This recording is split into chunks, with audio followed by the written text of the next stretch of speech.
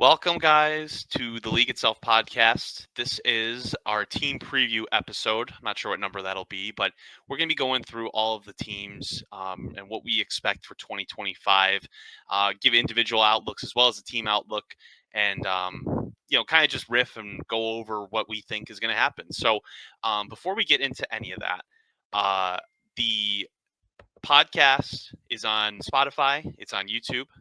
We are posting clips on Instagram. Obviously, we're on X, where most of you guys know us from.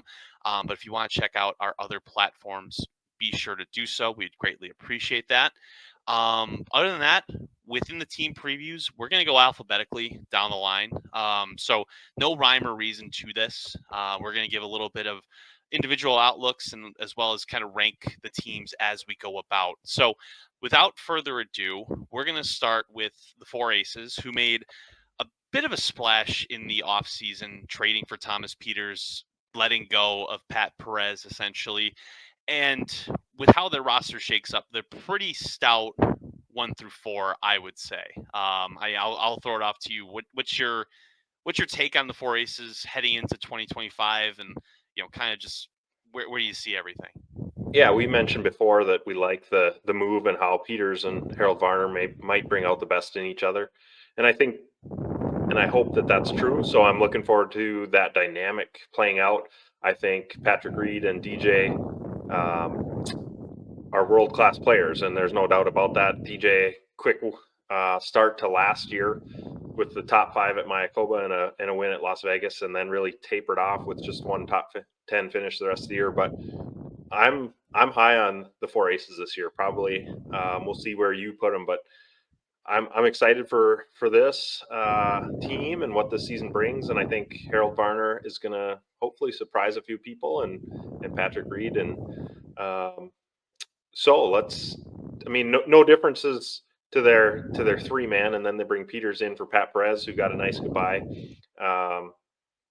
I think early December, the trade happened, and we knew at that point that Pat Perez was not coming back. So looking back at this team last year, no team wins, couple of podiums.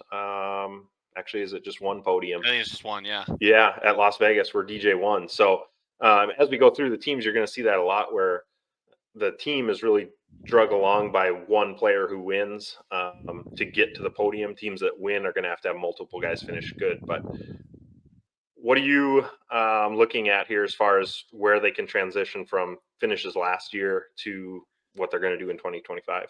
Yeah, as a collective unit, individually, there was only 4 total top 5s among the 4 guys. It was DJ in Mayakoba in Vegas, like you mentioned earlier, and then Patrick Reed, T3 at Houston, and then T4 at Valderrama. So Varner was obviously pretty trash last year. I think that's well known. Kind of playing for his spot, not really with him being contracted. It was a weird dynamic. Pat Perez didn't do much to kind of keep the team afloat either. It was DJ was a fringe 1. Patrick Reed was a 2, and then you had 2 4s just kind of dragging the boat down. The season was really salvaged by the team championship with how their draw played out. Being the RangeGoats, which is probably the best matchup for anyone in that format, and then beating Stinger in the semifinals. I know that like just them coming together was pretty remarkable, and then finishing second in the team championship. So they had a lot of bad last year, and they're doing what they can, I guess, within the offseason to kind of make it a little good. I know Varner and Peters are tight. I think Patrick Reed and DJ they're not going to change their output, I don't think. So it's going to be interesting. We don't know what was wrong with Varner. And I think, like I mentioned, I think the chemistry of the team is a little better with a different face, someone who's used to playing with already in Peters, obviously getting a year with DJ and Reed. I think it'll be interesting. I don't know. I think I see them as a top 4. No, what did I put them in my rankings? I'm sorry. I put them at number 5. So top 5. I think within Thomas Peters, with him coming as just being a better player, and if Harold Varner plays to more of a standard that was better last year, I think this team is a top team again. I don't know if they're the same dynasty as before, but I think they're a very formidable group. Yeah, I was going to mention that because we thought the first half season and then 2023, the Four Aces felt like they were going to be the Yankees of Live Golf. We had, it felt like everybody was chasing them. And then a 10th place finish last year, and it's like we knew the Four Aces couldn't come back with the same four and feel like they were going to get any better. So I think the Thomas Peters thing makes a lot of sense. As far as where the players, and we're going to release here before the season some just fun player rankings too, but I think Harold Varner moves up some. When I start ranking the players this year and I look at who's going to fall where, it's going to be hard for him to make a huge jump, but I don't think he has to make a huge jump to help this team. I think you look at his 43rd place finish in 2024, I have him moving up between 5 and 10 spots, so around that 35 mark. Thomas Peters finished 30th, and I think that's, worst case scenario, 35. I think I have him finishing a little better. You see anything different there from those two? I do. I think Varner's year last year was such an anomaly. I think he's too talented to be in the open zone personally. I really think he's a top 25 player. Do you view Varner as a 4 and Peters as a 3? I do. I think in this lineup and coming off the year they had, I think Varner, I'm just going to question his confidence a little bit coming into the year. He really didn't. Yeah, he had no point in the season where it was like back-to-back good tournaments. Yeah. No, I agree. Like I said, I think it's just such an anomaly. I view Peters as a 4 personally on this team. It's not like Thomas Peters is lighting the world on fire ever. He's always, there's a tournament every year. Like I think in UK, in London 2023, in Singapore, where he's like last group, second to last group type, and he just doesn't finish on the last day. I think we're just going to get more of that with him just being a consistent finishing 20th to 30th in tournaments and having a top 15 or finishing in the 40s. I don't really view him as a guy that's gonna. I don't see him ever being in contention for a tournament. I think he's extremely volatile, and I don't know if, I think for this team he's perfect compared to the RangeGoats, where especially last year when they weren't that good. I think on this team that plays a little better for when you get a top 5 finish out of him out of the blue. Like that's going to boost your team tremendously, but I just don't think you're going to get that much. I think before we get into a lot of team things, we do need to just mention, because we'll probably bring it up a couple of times, is the 4 scores counting. And everything we've seen and heard, it sounds like that's going to be the case. There hasn't been league confirmation, but Fairway to Heaven, Jerry and Suan had mentioned it. And if they're mentioning it, I feel better about the fact that that's probably coming. Does that change this team a little bit? Certainly, I think. That's why I have them at 5. I think talent-wise, I think they're probably. I think they can be top 3 good. I think that's their ceiling. But in terms of just with the 4 scores counting, I think that it could definitely impact it can impact the tournament when Varner or Peters or DJ, just kind of fall off a cliff. And you're going to get that a few times this year. And that's going to lead to them not getting points. So that's why I think for me, that's why I have them where I have them instead of a little higher, just based off of the talent that they have. So I do have them higher. I have them 3rd. I'm optimistic on this squad because I'm going to move Patrick Reed and DJ both up. And my prediction is that Patrick Reed will actually finish the year as their number 1. Really? Okay. I do think Patrick Reed, his time is coming. He's too good of a golfer not to get a win on Live, and I think that's this year. I don't know that I see DJ winning a tournament this year. I think he'll be in contention lots. Was Las Vegas kind of an anomaly? He had 2 other top 10s, but he never really was in contention. I expect that he's also not going to finish 50th this year like he did at Nashville.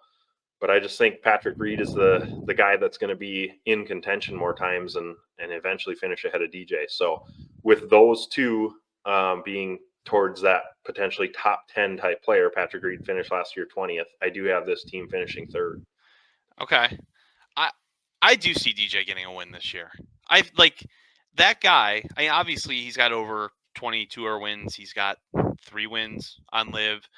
That guy just knows how to finish golf tournaments, and he's done it his whole career. So I feel like in Vegas, that wasn't his tournament to win until he kind of took it away from Wolf and Uline at the end. So I see him getting a win just being in sheer contention of a win.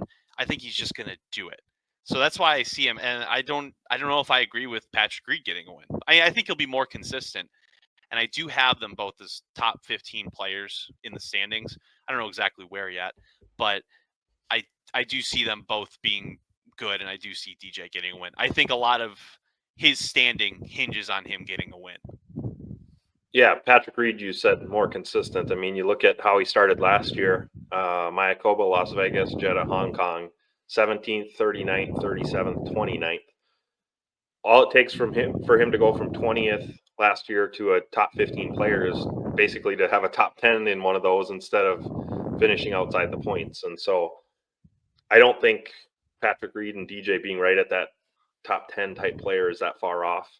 Yeah, no, I think it's these when you look at all of the finishes and how they rack up with each other, it's really interesting to see how just a few good finishes and a couple holes at the end, for whether it's a 6th place finish or a 15th place finish, how that really impacts your standing through the season.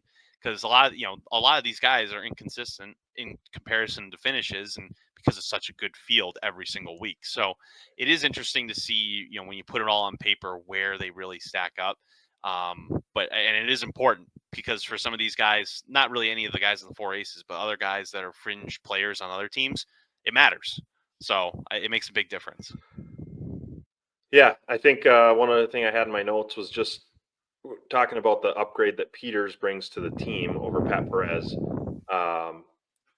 Peters had 2 top 10s, finished better than Pat Perez in 8 of the 13 individual tournaments.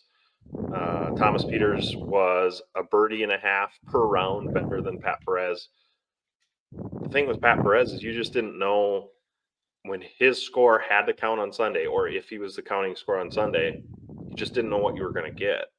And I think Peters, you feel so much better about that. And then if Harold Varner can come around. So you have him 5th. I have him 3rd. They finished 10th last year. We both see a big improvement from the 4 aces. Yes, and it has to be like that. Let's move on. Cleeks. Tell me a little bit about what you're looking at for the Cleeks in 2025. I'm looking at, I think of a lot of the same in terms of results. So last year they were 8th in the team standings. They got their win in Houston, which was probably the most surprising win of the year. That also helped. In Singapore they were T2. They played pretty well, and then there was a buffer, but their play didn't buffer at all going into Houston. A lot of that was helped with Morank finishing 2nd, Keimer actually playing well. I think a lot of this team success last year was him playing well, and that stretch of Adelaide, Singapore, Houston, T14, T19, T9. Those are his points all year, really. So he did get points in one other event, but that stretch where he was consistent was a crucial one for their success. And so I think a lot of that's going to be the same on this year. Richard Bland was super duper consistent. He only had one top 5 finish, but he only finished outside of the top 24 twice this year, once. One time. Tied for 24th and tied for 31st. Which at 53, right? However old he is, he's old. That's pretty incredible. So I don't see them getting that much support from them this year, and with Ketchup in over Samoya, getting rid of that dead weight, I think it's going to be good for results. I don't know how well he's going to mesh with the team.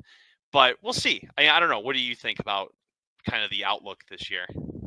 Well, I think I just can't imagine that Bland has the same type of year. I think he's going to take a step back, and the league, although we didn't bring in top 50 players in the world, the league continues to get better. Guys that are there get better. Guys that are not having great years are working on their game. The league is not ever going backwards, and I just think Bland is going to have a really hard time being a top 25 guy again. That being said, Keimer's not happy. Keimer was their third place guy, and Keimer feels like he should be their number one. I really believe that. I know he recognizes Moronk as being, uber talented, the DP World Tour Player of the Year that he was, but Keimer was not happy finishing 40th. And so I think he's probably more than anybody feeling like I need to be better this year. And we'll somewhat see that, I hope. I think for Martin's sake, he's in a position where he's healthy now. He's still of an age where he can compete at this level.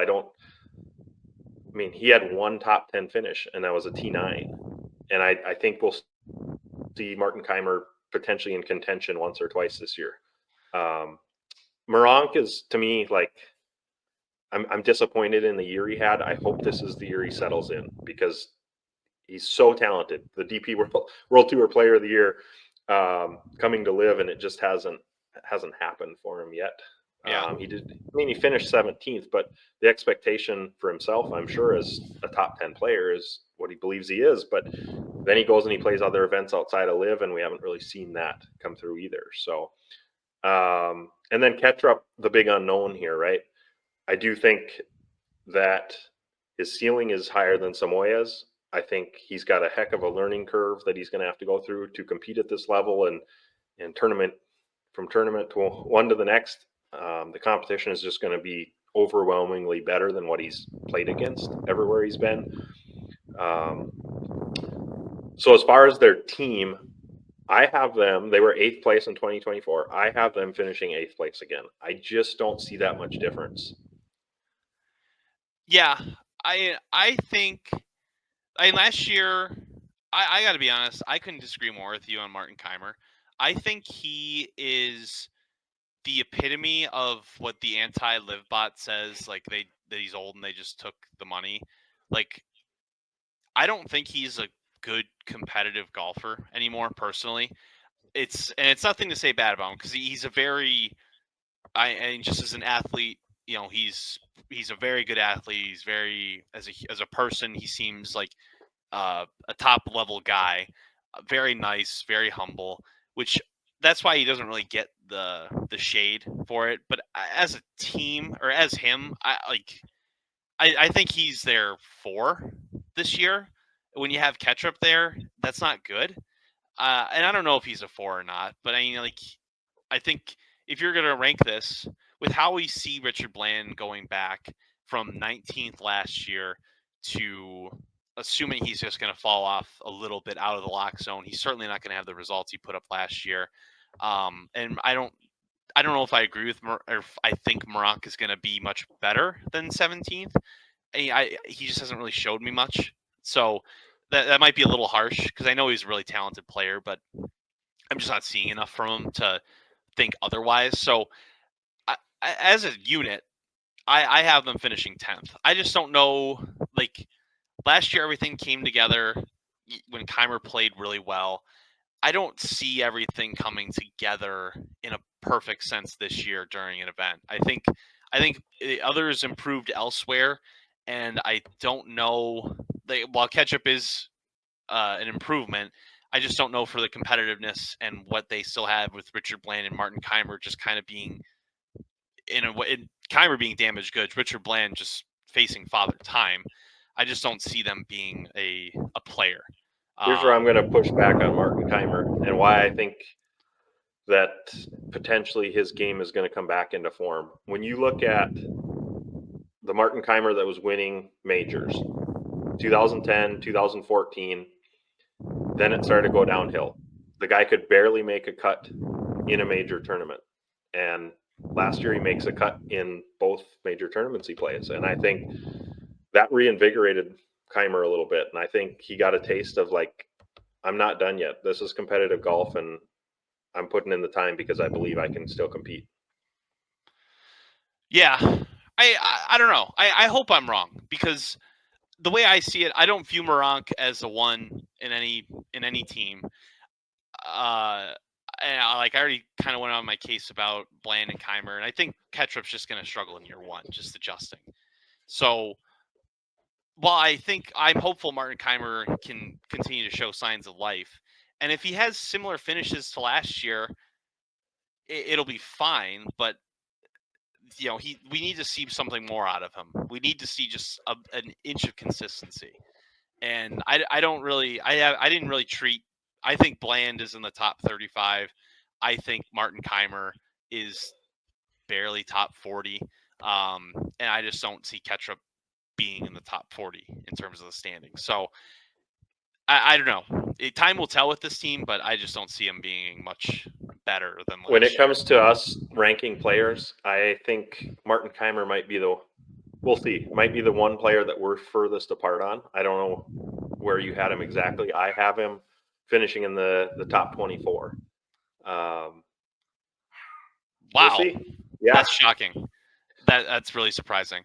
The Okay. thing with the Cleeks, and you have them, and going back a couple spots, I have them finishing 8th again, is you look at their 4 players. Moronk was their only player that stood on the podium the entire season, and it happened one time. That's not good. Like, I mean, if they're going to say we're going to win another tournament, or as a team we want to be on the podium, that has to change. And I don't know if I see it from Bland. I think Moronk can be on the podium a couple times. Keimer's the other guy that I think can make a podium from this team. Whew, okay. Richard Bland was their only top 5 last year, outside Moronk's second in Houston. So we'll see. And that was at Greenbrier. They're not going back to Greenbrier. I think it'll be interesting to see how these teams adjust to new courses. And I wish I would have done a little more research on just finishes at new courses. Like, not like it really translates to much, but just a little bit of a, how do you perform in a place that you've never played at before, or that you're used to? Well, we already talked about Las Vegas, and DJ won there, so that was a new course for a lot of guys. Although a course that a lot of them had played in previous tournaments. We're going to have courses this year that guys have not played competitively before. Yeah, it's going to be different. I mean, the Jack Nicklaus course in Korea, I can't imagine many guys have been there in a competitive setting. Chatham Hills and Indy, the Cardinal, no one's played the Cardinal, probably recreationally or in competitive form, certainly on competitive. So it'll be interesting to see how it goes. Sorry about my dogs barking. That's really annoying. But unless you have anything else, I have them finishing 10th and you have them finishing 8th. That's correct. Let's move on. Crushers. Crushers are same team. Everybody's back. I think we got the feeling really early on that this team was not going to change. There was no question about even Charles Howell III, I think, being out 4 tournaments last year with the leg spiral fracture or whatever it was. I don't think there was ever a thought that their team would change. Do you agree? No, there is no thought. I wanted it to, personally. I'm kind of good with the Charles Howell thing. I think we can kind of end that. There's no reason to in 2024, but in 2025, I think we should certainly get rid of it. Or 2025, we should. There's no reason to get rid of it in 2025.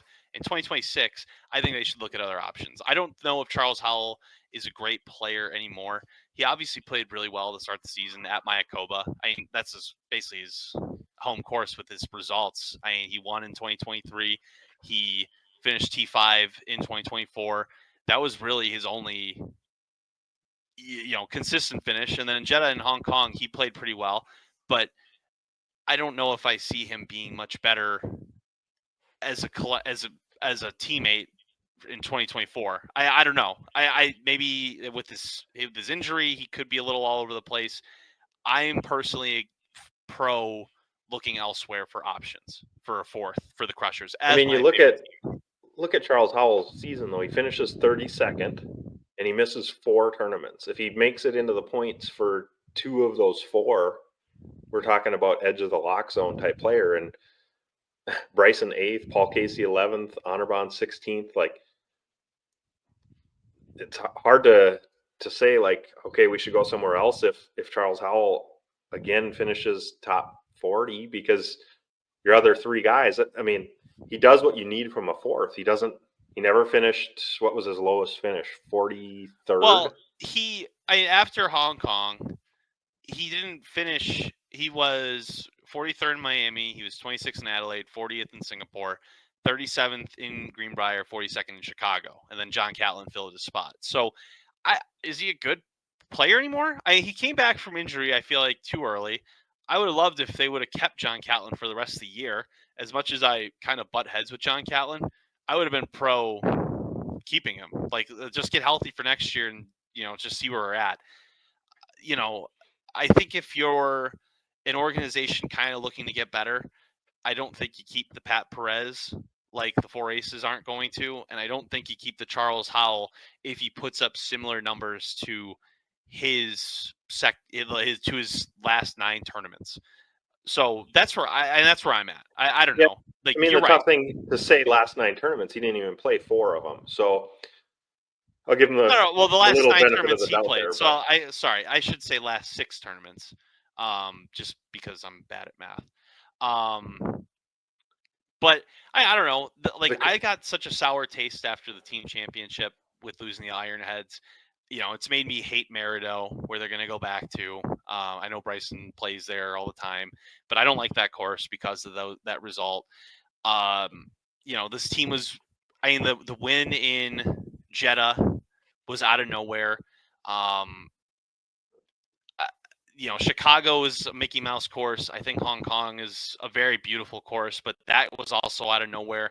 Like, the Jeddah and Hong Kong wins were both comeback wins. And if both of those don't happen, the season outlook is completely different for the team. So I don't know what I see from them. I'm going to turn that on you and say they also finished 2nd in Spain and in Nashville back-to-back, and one or both of those, I mean, they weren't far off from potentially winning those. So yes, the comebacks stand out because it's like we just got used to saying, "Here come the Crushers" on Sunday or in the round 3. But yeah, but I mean, like, they blew it hard in Valderrama, like, so hard. That irritated the shit out of me. Just with Honorbah's 2-foot missed putt, you got the whole team holding the champagne bottles ready to go, and then he missed that putt, which happens. I'm not going to begrudge him for missing that putt at all, but that's a result that happened, and you can't really take it back. In Chicago, I think they were up like 7 after day 1. I'd have to go back, but they were up, I think, between 5 and 7 strokes after the first day, and they only won by 1. So they really just had a fast start on a tough golf course, on a course that was playing tough, and that was enough. So, I don't know. I don't know if Bryson, as Bryson's number 1 fan, really, I think he'll be more consistent on Live.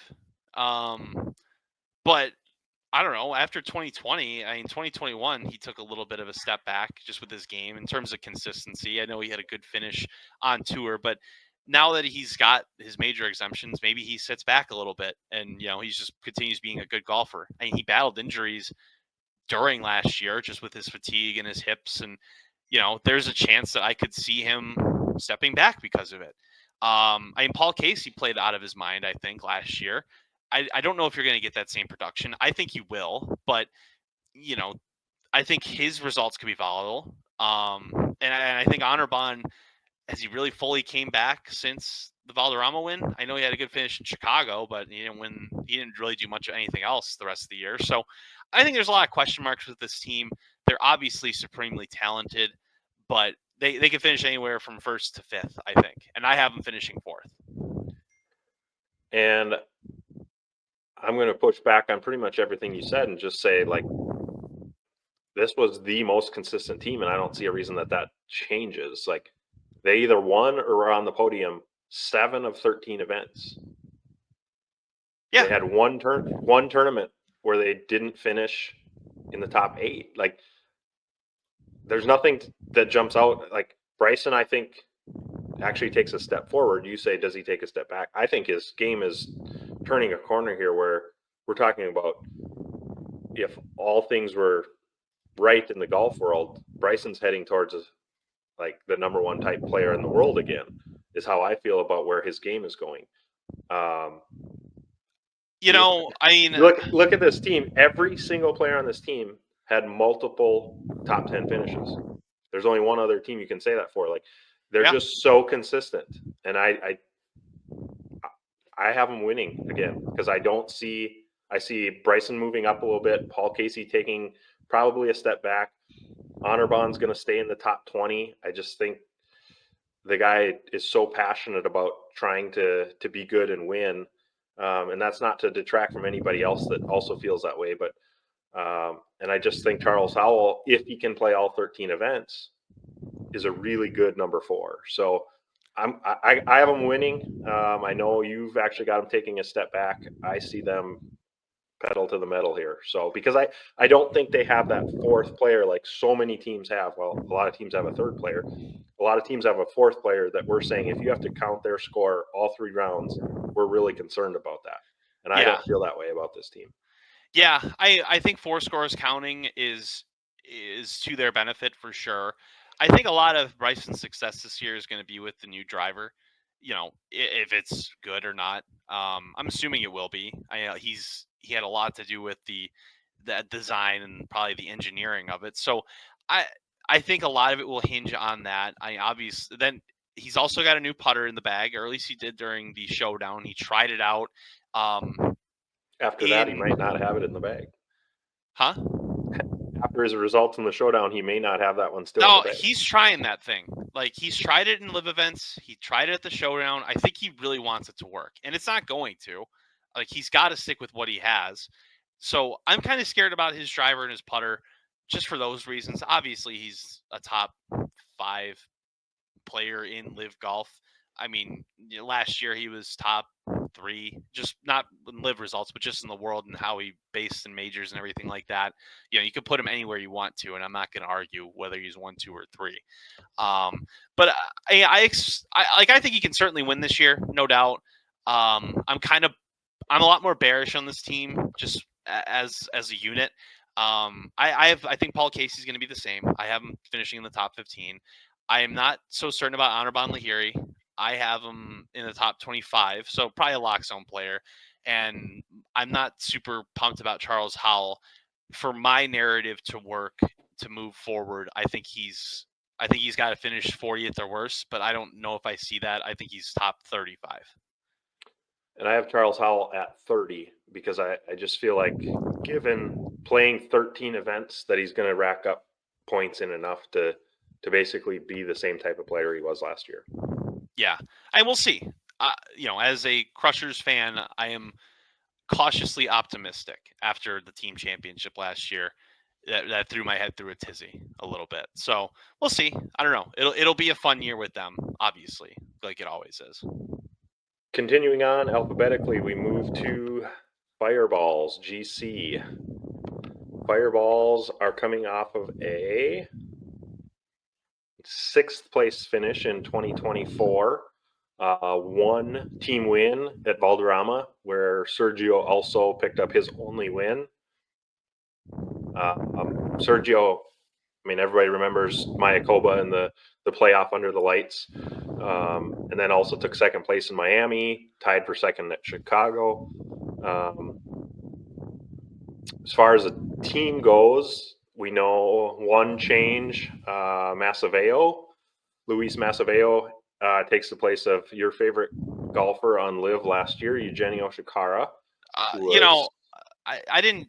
Chikara wasn't my least favorite player last year. He became my least favorite player in the last week. But last year I didn't have any. I would, if I'm the Crushers, I signed Chikara over Charles Howell personally. I don't know how much of a locker room guy he is, but that's just me. Keep going. I'm sorry. No, I think Bryson and Chikara would not get along. So looking at this team, obviously with Masaveo being new, similar to the Ketrup situation, is we've got a guy that's just coming into a vastly more talented field every single week than he's ever played. And certainly Massabo is talented and is capable of playing really good golf, but I just see the learning curve here just taking way too long, and I think that is going to hurt this team.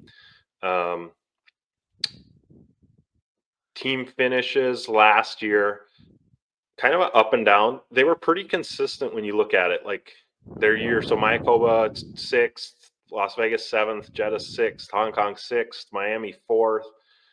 And then they go to Adelaide, didn't play well. Back-to-back, tied for 2nd, Singapore, Houston. Like, consistent, but not elite. And for me, there's not reason to believe that they're taking the next step to be that this year. And I actually think they're going to take a little step backwards. What do you think? I think with 4 scores counting, I think that impacts this team the most. And I know we've talked about it in other episodes, but I think Puig just, that guy puts up big numbers all the time. Massaveo, obviously never playing on the league before. I think he's going to be adjusting. I don't know if Massaveo is an upgrade over Chikara as much as I dislike Chikara. I think Massaveo in year 1, I think is a downgrade personally. And you look at Sergio, everyone talks about how Bryson's renaissance and personality and likability went through the roof last year. I push back and I say Sergio's comeback last year was so amazing. The playoff in Mayakoba, the playoff in Miami, the playoff in Spain. I mean, just winning, finally breaking through and winning was so sick. And then you also have a top 5 finish in Houston. You finished 2nd in Chicago by 1. The way he played last year was incredible. He didn't get points in 3 events. That guy, he was a top. He obviously finished 3rd last year. He was a top 3 player in the league, and it wasn't even close. He was so good. And I don't see that happening again. As much as he really came back to form, I think last year was kind of a last year hurrah. That's still to say I think he's going to be a top 10 player just with his skill and his ball striking. I hope he can win again. But I think this team's outlook is a lot different if they go to the team championship and they could win. They were a Eugenio Chikara block on 14 at the team championship from taking down Ripper. That changes everything with these guys. So they were so hot last year, Singapore on. I don't know exactly how they get much better than what they did last year. No, and I agree with you on Sergio. I think there's a handful of players I have that are going to move ahead of him as far as league standings. I can't see him finishing ahead of Tyrrell Hatton. Just with what Hatton's doing between the end of the live season last year and prior to Riyadh here in a couple weeks, Hatton is on a whole nother level. And as good as Sergio was, I don't see him having a season better than Hatton. There's a couple others too that I think move ahead of him. Abe Answer is one that, the guy, the win in Hong Kong was fantastic. He follows it up with 3 more top 10s immediately after. But then you look at the rest of his season and it's pretty much what you expect, or what I expect from Abe Answer, which is he's a top 10 to 20 player in the league. And I think it's probably where he finishes again. David Puig is the one that we all have big hopes for. David Puig. He's worked his way up. At one point was inside the top 100 in the world. So he got the invite to the PGA Championship. We're just all waiting for David Puig to have that win. And do you see it happening this year? Yeah, I think he could win multiple times. I'm not saying he will, but that's his ceiling. And man, when he wins, the Live Golf fan hype is going to go through the freaking roof. I can't wait for that personally. I think it's going to be sick. I think it's going to happen. I think he can win. I think he can win multiple times. If his game really steps up, he could really do it. And I'm excited to see David Puig at his best is a fun golfer that we just haven't seen much of yet, and I think there's a real opportunity to see it this year. However, like I said with the 4 scores counting, if we don't see that Puig, it's going to be like kind of, that's going to set the team back big time. And like you mentioned with Answer, like I think he's a model for consistency. He only finished outside of the top 24 twice. He never finished outside the top 30. He's a very good player. The Hong Kong win last year, obviously fantastic. I think he's very capable of winning again. If Sergio plays like Abe Answer, like if Sergio has the results that Abe Answer had last year, so like a win and never finishing outside the top 30, always getting points, that's a really good year. And I hope to see that from him, but I don't see Answer taking a step back at all. It's really just Massaveo. I don't know what to think from him. I really don't know if he's – I think he's a relegation zone player, potentially. Yeah. One interesting thing digging in to all these guys and where they finished and some statistical things. There was 3 players in the Live Golf League in 2024 who did not make an eagle the entire season, and David Puig was one of them. Really? Yeah. And he was also ranked 50th in greens and regulation. Huh. So you look That's at his more believable. finishes. So those are 2 things, and eagles don't equate to wins, right? No. Limiting the damage is a bigger thing, and that's where Puig struggles.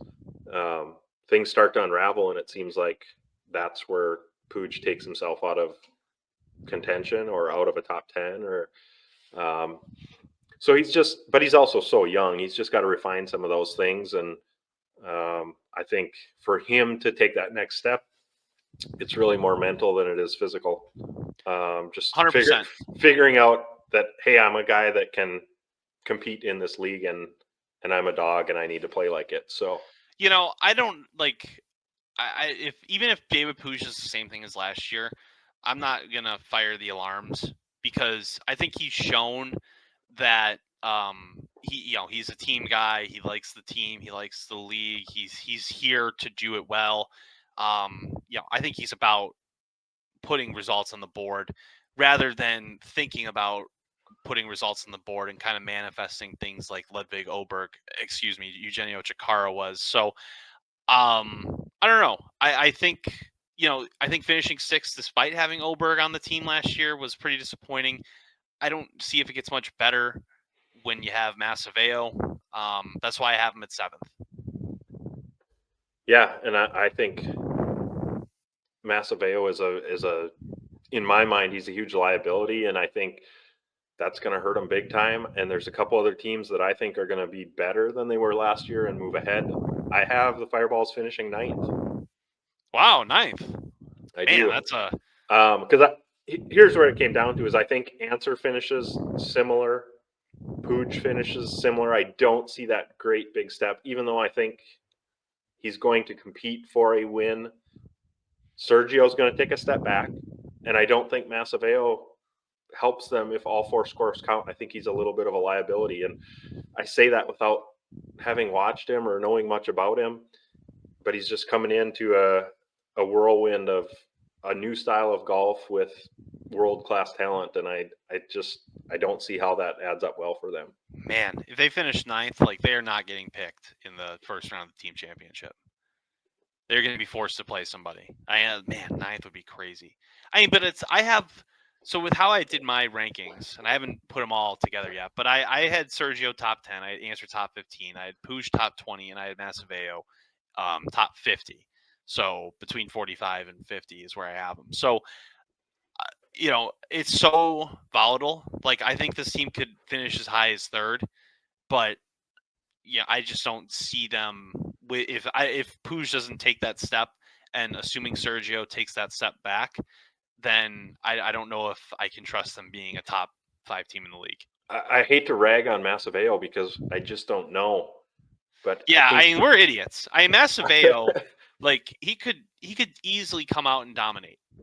Well, obviously Sergio's signing him because he's a golfer that he believes in, and I think Sergio takes a small step back. I still think, like you, he's a top 10 player. Answer, I think, is very similar. I have him between 10 and 15. Puig moves up to 20. But with a 4-score counting, you could be out of the running as a team much more often, even if your top 2 or 3 guys are playing well. Yeah. One bad score can pull you so much further down than just counting it on one day. Yeah.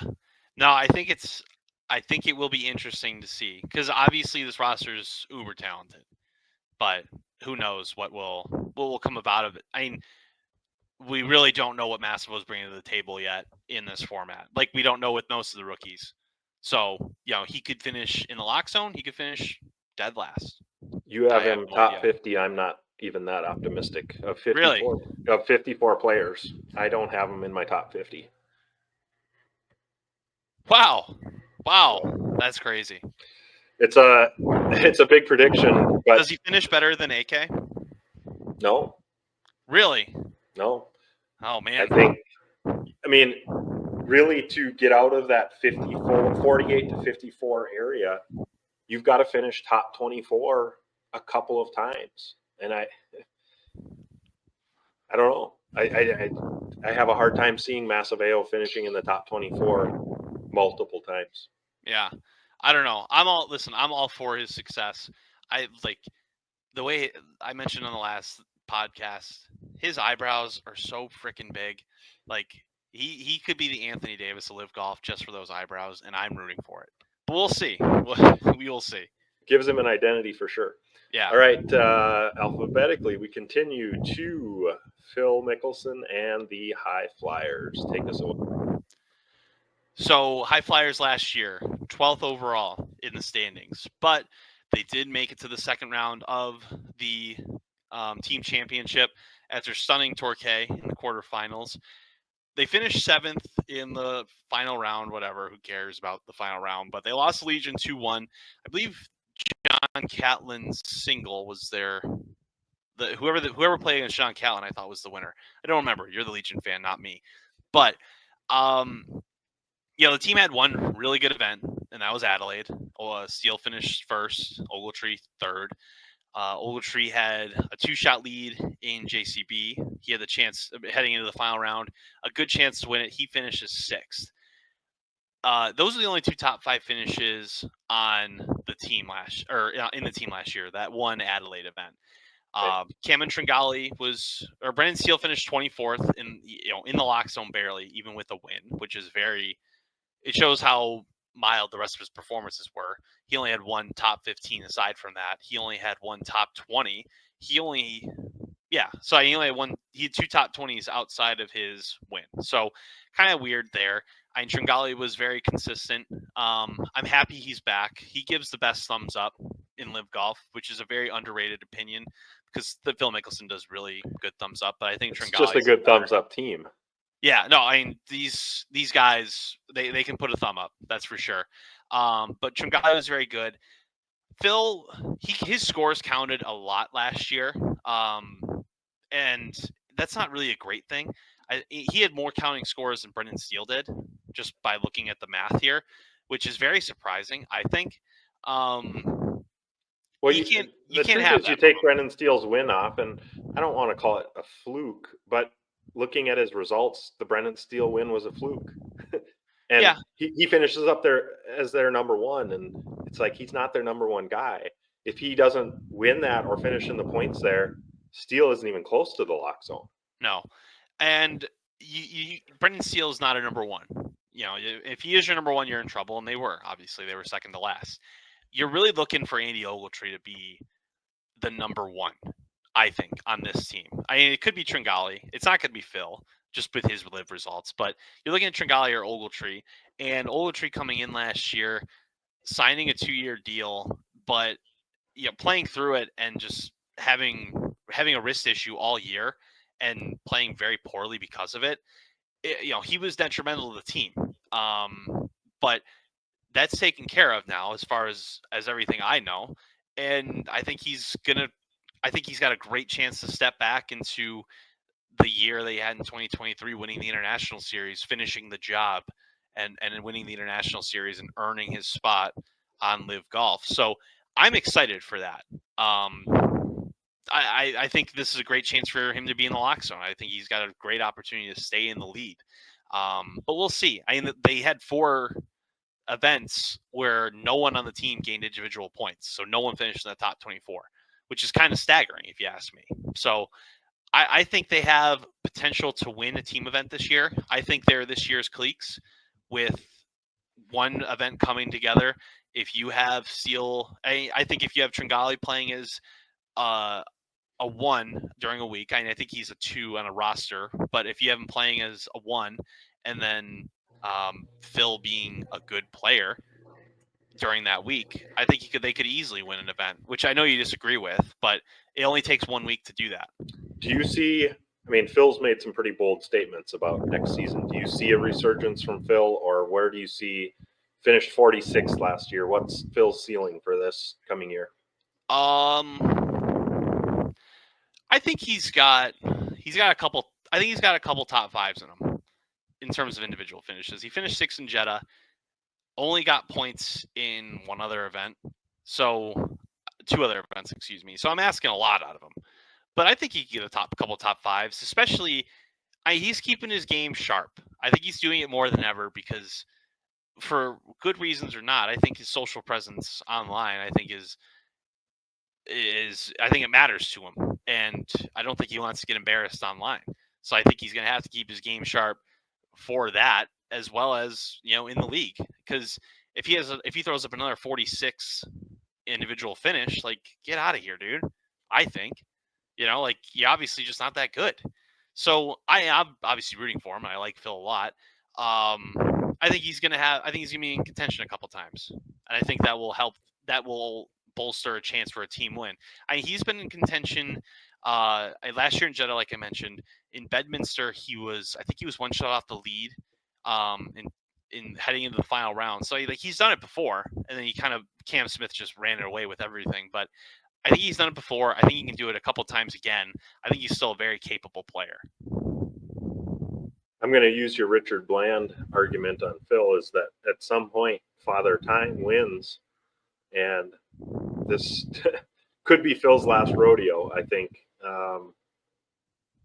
Do I see him having a better year? I do. Do I see him being in contention once or twice? Yes. I don't see him winning. I don't see him on a podium. I think his average finish, I think he'll earn points more often for sure. I just don't see a big jump. And I think for him, the jump has to happen by earning points. Yeah. You can't have, he finished 50th or worse 3 times. You can't have that. Like, you're Phil Mickelson. You can't finish in the bottom 4 of a 54-person tournament. Yeah. No, yeah, I don't know. I think that's going to be tough. I don't know. I don't know. I kind of lost my train of thought. I was going to go on a little bit of a Phil tangent, but I don't know if you could compare him to Richard Bland, because Richard Bland was amazing last year. Phil hasn't been amazing yet. Also, I think Phil stays on the league as long as he wants to be. The business case for Phil Mickelson, if that's still a thing, no one's beating that. So, well, and he also has the visibility of majors. So it's hard to say we don't want the business case to have him on his team is one thing. The business case to have as many live players in majors as possible is another thing. That's true. This is last year of his PGA Championship exemptions. He's in every major next year. After that, he just loses his U.S. Open exemption, but he's still in every major. So you got a guy that's in 3 or 4 majors every year for the next 5 years, or really, yeah, for the next 5 years. And as long as he wants to play, I'm sure he'll play in every major, even if he's not playing on Live Golf. I think it'll be interesting to see what he does.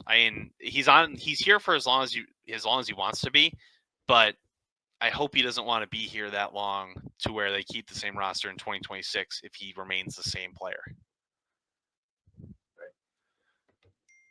Talking about Brennan Steele, I did call his win fluky, and I think I have him dropping a long ways. I just look at his finishes last year, and I just see so much more of the same this year. And then, he's not going to be in contention. He's not going to win a tournament. Like, for me personally, how I have my players ranked, I think Brendan Steele is a guy that's going to have to work hard at the end of the year to avoid that relegation line, if that still exists. Yeah, we'll see. I have them finishing 9th as a team, but I think it also comes with winning an event. So I don't know how consistent they're going to be. They are going to be, but I have them moving up one spot to 11th. I think just if Phil can be a little better player, and I agree that Andy Ogletree is 5 to 10 spots better if he's healthy. I don't think I see Andy Ogletree as a top 20 player yet. I think he's capable of it. And then Tringale being the guy that can be Mr. Consistent for him. I'm not overly optimistic on this team's ability to make a big jump, because other teams got better, and I know Phil wants to play better, and Andy's healthy now after surgery. We hope that everything is good to go. But they just, as a team, they didn't make any moves, and I don't see their players other than Andy Ogletree who can be on his way up. I don't see those other guys, like, they're not building towards the peak of their career, it doesn't feel like. So yeah, I will see. I have Steele in the top 35. I have Tringale in the top 30. I think Ogletree can make the lock zone this year, but I also have Phil in the top 35. So I think Phil makes a jump, but I don't know if it's significant. I also think it's funny that HyFlyers and we have them 9th and 11th. I think that's fitting. Onto the IronHeads. Dead last year in the overall standings. Stole the hearts of many during the team championship. The win against Smash with Junichiro Kazuma, our king, nailing that putt, just dominating the Crushers. Danny Lee just taking Bryson out to lunch. And then finishing T2 in the team championship. Scorecard playoff, stupid. They could have had a chance to finish a real second, but they decided not to do a playoff for that second place finish. That's a different conversation for a different day, but it really put a Band-Aid on the season as a whole. They were pretty bad.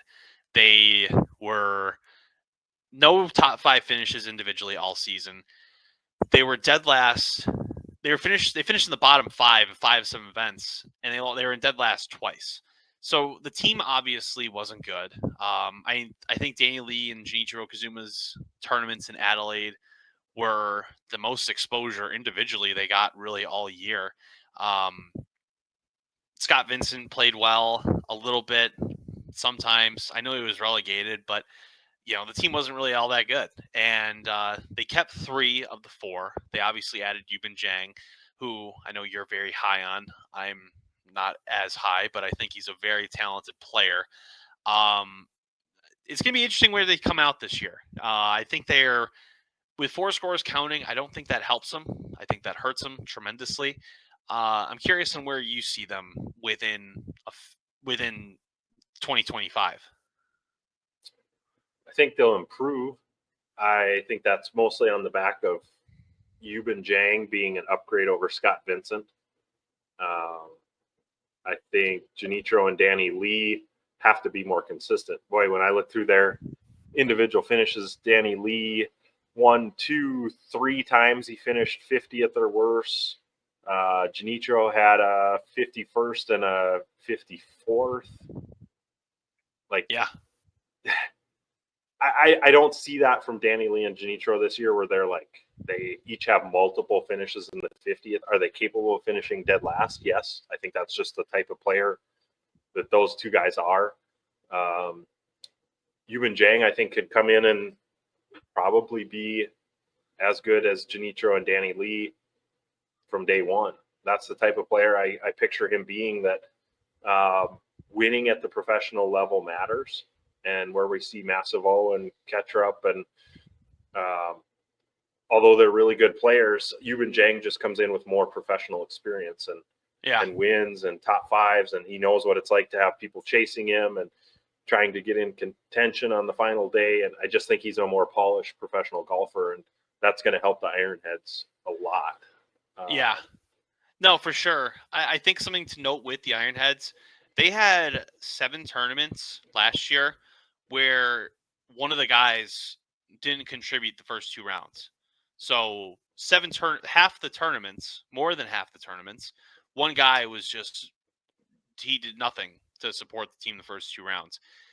Now you have it where all 4 scores count, and if you have those same performances, I mean, 6 of those 7 were from 5 of those 7 were from Genichiro and Danny Lee. That only happened to Scott Vincent once, and he was relegated.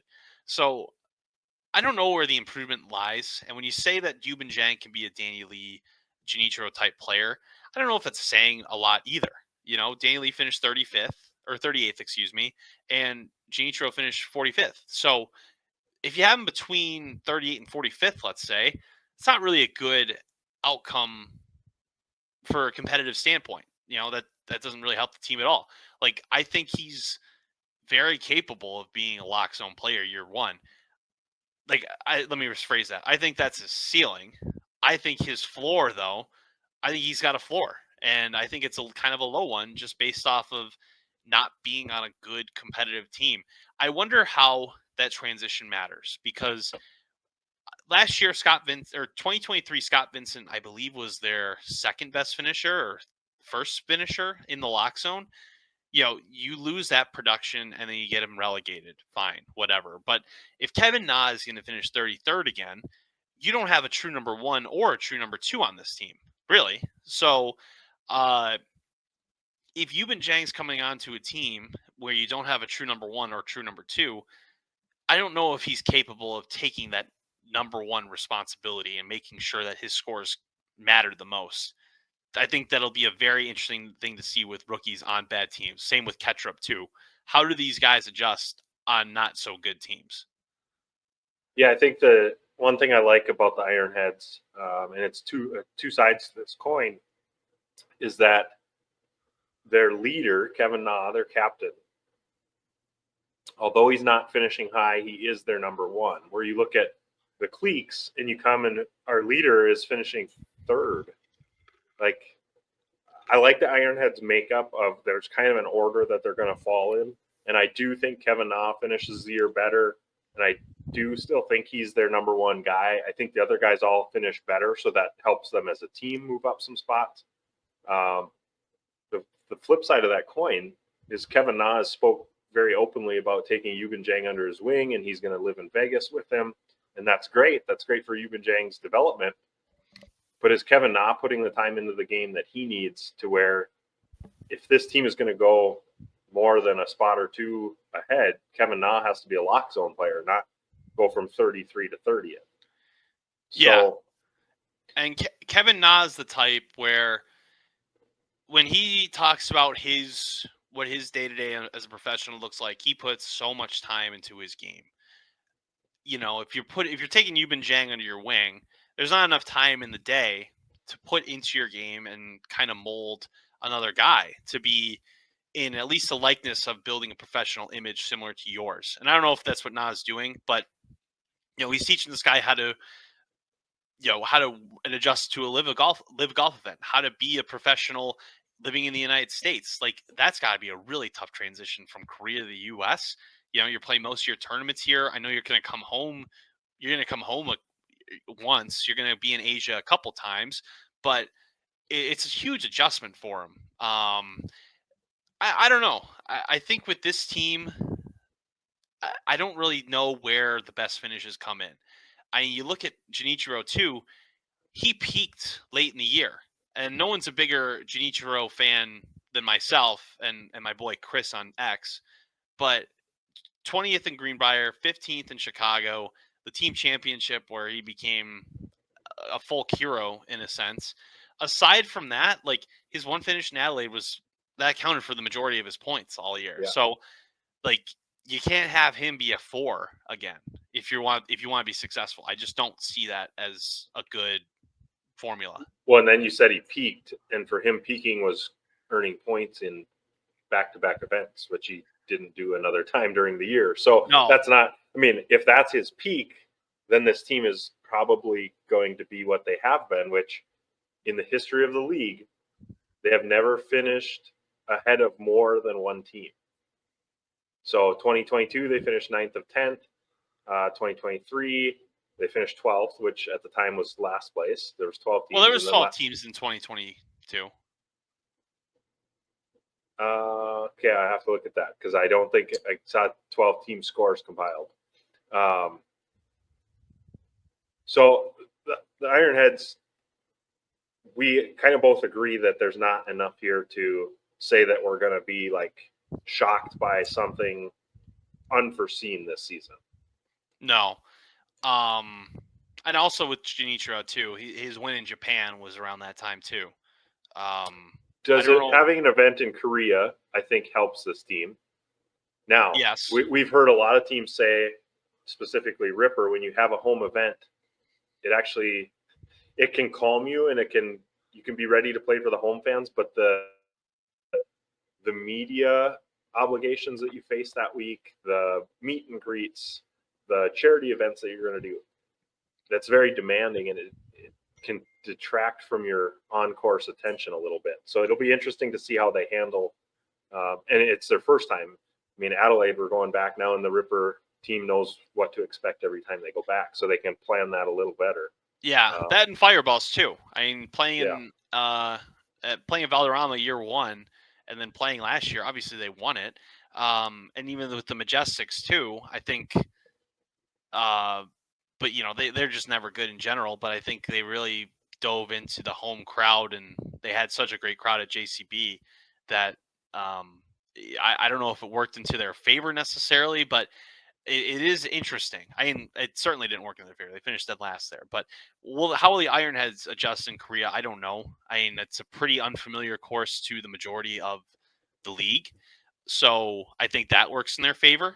But I don't know if it'll mean much in the grand scheme. I trust you're going to tell me I'm stupid, and I'm going to sidetrack for just 1 second. That's normal. I trust the Live Golf information people a little too much, because in 2022 they have 10 teams listed in the standings. Well, they had 48 players, 12 teams. Right. And so because of team name changes and that, somehow their website gets us down to only 10 teams taking a standing in that season. So okay, that's odd. Sorry about that. That's my bad for trusting them too much with my information. Well, it's probably a general thing, but Kazuma, just some things on him. 52nd. So 2 players in the entire league worse than Genichiro in greens and regulation, which isn't I mean, there's guys that are terrible at greens and regulation and still finish high, but he's, like you said, you mentioned he had the one top 10, and then everything else is like, man, like Scott Vincent was in contention or in a relevant position more often than Genichiro was outside of that one tournament. And that's Genichiro's downfall, is like his game's just been all over, and that has to change if they're going to take a step forward. So I've kind of made a couple statements about that's got to change if they take a step forward. I think they do take a step forward. I think the championship experience that Genichiro provided them with, I think, has got this team hungry. And I hope that this team is taking this serious. I have had doubts about Danny Lee's seriousness. I know he's a live winner, but he's just been all over the place with his finishes. I mean, you win a span from Singapore, Houston, Nashville, Valderrama, JCB, where he finished 49, 50, 53, 6, and 50. Like, Danny Lee is so talented and can finish top 10, and it's just so rare, because I think I question his seriousness sometimes. But I do think they're better. I have them finishing 10th, and I know that may shock a few people. 10th isn't like a world beater, but I think the reason I have them finishing 10th is I think there's just a little more consistency here. I don't have as many question marks with Yuban Jang as I have with some of the other new guys, and I think Genichiro and Danny are better. I think Kevin Na is slightly better, but Danny Lee and Genichiro will have better years than they had last year. Yeah, I mean, when I go through my list of who I have going well, I have Kevin Na in the top 30. And I know I talked about how much time he puts into his own game and how that could take away from it with Jang. But I feel like you could swing it too, and I'm going to swing it this way that he's going to want to lead from the front with being like Jang, and I feel like if he feels like he's not doing that, he's just going to make the time to do it and be a role model, be a mentor, and he might even be a dickhead about it too, but I think he's going to make it known that he's the alpha in the room. So because of that leading by example, I have him in the top 30. I don't know if he's lock zone, but I think he's a top 30 player. And you mentioned Danny Lee. He's as inconsistent as it gets. I think he's going to be in contention to win a tournament again, like he was with Adelaide this year, like he was in Tucson, obviously. But he's going to hurt him more often than not. So I'm going to go with top 40 with Danny Lee. I think he's going to get more comfortable. I don't know if he can make the leap from 24 to 25 in terms of being a formidable player. You're asking him to be a 4, and I think he's still going to be a 4, but on a team of 3s and 4s, that's not good. Right. So I have him top 45, and I think Jang just making the adjustment. I think the point you make about him with professional experience and being, just having those moments already in the bag before coming to live, I don't know if it will help necessarily in these results. I have him top 50. I think he's gonna be in the open zone, but I don't think he's gonna be the most competitive guy. So I'm not even sure I had a hard time ranking this team when I look at player by player. I just think Danny Lee, Jang, and Kazuma are so much alike in how I think all three of them are going to have 2 top 10s. And I think all three of them are going to have tournaments where they finish 45 to 50. And when I rank them, I put them all, it looks weird on my rankings, but I put them all right next to each other at 41, 42, and 43. And I have Kazuma being the 4th guy on this team. We'll see. It's going to be really, if you have one guy in the lock zone this year on this team, I think it's a win. I don't know if it's going to happen. But I have him 12th. I never said that. I do have him 12th. I don't have him dead last. I have him making a move. Not because I think they've gotten much better, because I think a team's gotten worse. But we'll see. I have him 12th. Moving on to Legion 13. The only move they made was Kieran Vincent being relegated. And so what we know at the time of this recording is that John Rahm has gone and either signed or has a verbal commitment from Tom McKibben to join Legion 13. And nobody's really disputed that that's going to happen. So we're going to discuss this team as if that is the case until we hear that a contract is signed. I guess it's not 100%. But I think that's how we're going to look at this team, right? Yeah, and we're recording this. It's round 4 of the Dubai Desert Classic.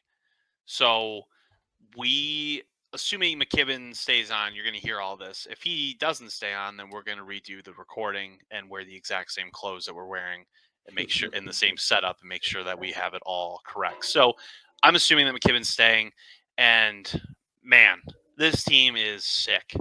Like top to bottom. Well, I don't really like Caleb Surratt personally, but in terms of a golfer and making a second-year leap, he's gonna be pretty good this year. I think Tom McKibben has a top 10 ceiling. I don't think he's going to get up there, but I think he's got a top 10 ceiling. John Rahm's going to be the best player in Live Golf this year, and Tyrrell Hatton's going to be the 3rd or 4th best player on Live Golf this year. I mean, man, he's been playing so good since Miami last year. He has taken just the ginormous leap in his game. I think he's going to be, he's going to be creme de la creme again. We'll see, but I have him number 1, 1-1, not even close. Yeah, and I have them actually taking second. I had already talked about Crushers being first, and I think that their consistency, when you look at 3 and 4 on Legion and Crushers, I think the inconsistency from Caleb Surratt and Tom McKibben, and don't get me wrong. I think Tom McKibben is a fantastic player. As we sit right now, he is tied for 6th at the Dubai Desert Classic, which is a pretty good field. And Tom McKibben has been a pro for, what are we talking, a year or 2? So some pro experience more than a massive O, better pro experience than Ketchup. Now, Surratt knows the league. Surratt knows Live Golf. He knows the travel. He's spent time with Ron Manhattan. This is much more comfortable. Year 2, sophomore season for Caleb Surratt. Caleb Surratt will have better finishes. Caleb Surratt will also have finishes where we're reminded that he's a second-year pro. I mean, Yeah. Caleb Surratt could still be playing college golf right now. He did get married in this off season, and he's 20 years old. So I 100% agree with you. Rahm being the best player at Live Golf, Hatton being right there. Hatton was number 3 most of the season last year, right? Until the very end. When Sergio jumped Sergio, right in front of him. Just barely. Yeah. Yeah. So Hatton top 5 again for sure. I don't see that changing. He's too consistent, and his ceiling is not that far from his floor. So no, I mean, with John Rahm, I don't see a world that he doesn't win 3 times this year at least. And I know I said the bold prediction. I said 4. I think you just sign, seal, deliver. I think he wins 3 times. I don't know where those 3 wins are going to be. But he returns to 2 places they won previously, which is a good thing. We don't go back to Vegas where he didn't have a great finish. We don't go back to I was gonna make another point, but we do go back to Hong Kong. So silly me. But I mean, he was top 10 in every event he finished last year, and he wasn't playing up to the John Rahm at his standards. He still won twice. I think that version of John Rahm from the Masters through after his injury at the U.S. Open was as bad as we'll ever see John Rahm. And his live results were pretty freaking good during that. So he's the best player by far. I really feel confident that he will do the same, have the same output as last year. And Tom McKibben, I don't know how high you are on him, but I think he's going to make way more of an impact year 1 than Yuban Zhang does personally. I like his game. I like his game, and I like his team fit a lot more. Not that Yuban Zhang has a bad team fit, but just from an overall week-to-week standpoint, Yuban Zhang on a bad team isn't going to be productive. But Tom McKibben as a 3 on a really good team, I think he's going to be really good for that. I think his game will translate perfectly. Obviously he's cut his teeth on the DP World before already, and he's going to be more uncomfortable living in an environment that's just not akin to the States. I think he's pumped to be here. I really do. So I think he's a perfect ad. I think he'll make a day 1 impact. I think with all scores counting too, I don't know if you have him being a detriment new to the league. We'll see. But it's gonna be an interesting adjustment for him. And can I throw out a Caleb Surratt conspiracy theory? Yeah. So, and you're the Legion fan, and you won't agree with me, I don't think. I feel like I might be the only one that says it because I am the only one that is verbally against Surratt. Against isn't the right word, but I'm not his biggest fan. Does Caleb Surratt have a little bit of Eugenio Chikara in him? Like when you view his stuff on Instagram, he's never wearing Legion stuff. He's liking a bunch of anti-live posts on Instagram. Not like anti-live, but like he's quick to just posts kind of shitting on live. And not saying he's like John Catlin where he's reposting that stuff. And I could be totally wrong when I say all of this, but he gives me a Chikara vibe where if he throws up the same numbers as he did last year, a couple of top 15s and not a whole lot of much else, do you really think he's going to want to be here? because he also is not cutting his teeth on the international series either. Like he's not playing those events. So two things there. I read a Caleb Stratton interview that said he said he is going to play as many events as possible this year to improve his world ranking and try and get into majors. And I think that's international series. I think that's an Asian Tour event, or if he can get a sponsor exemption to a DP World Tour event, something like that. I will say I do see what you're saying, and I think Caleb Surratt has FOMO when it comes to the PGA Tour and what some of the guys over there are doing. As far as he's seeing world ranking points, he's seeing, week after week after week, these guys that are battling for, relevancy on the PGA Tour. And I don't know that it's not a hate for Liv. He's not upset with where he's at. I think he's just young and trying to figure this out. And if he does go play international series, he had some good, 1 or 2 good finishes on the international series last year. And if he plays 6 international series events and does that again, he could certainly have a David Pooge type ascent to 110th in the world ranking or something to that point where, okay, now I'm refreshed to say, I see a pathway here, even if there's not a clear path for Liv to majors, that through the international series, I can play enough events and finish well. And I think that might reinvigorate him and his love for what's going on. I think the other part that's hard for Caleb is he's never traveled, and the world schedule is totally new for him. And when I see Instagram posts and stuff, he's back bass fishing. He's hanging out with buddies. He's doing things that he probably feels like he's maybe missing out on a little bit by being a world traveler for as many weeks as he is. And so we'll see if that, I don't expect him to change that. I think he's a very rooted person in who he is and what he loves. I think he just has to come around to, this is my life and this is what I need to buy into. And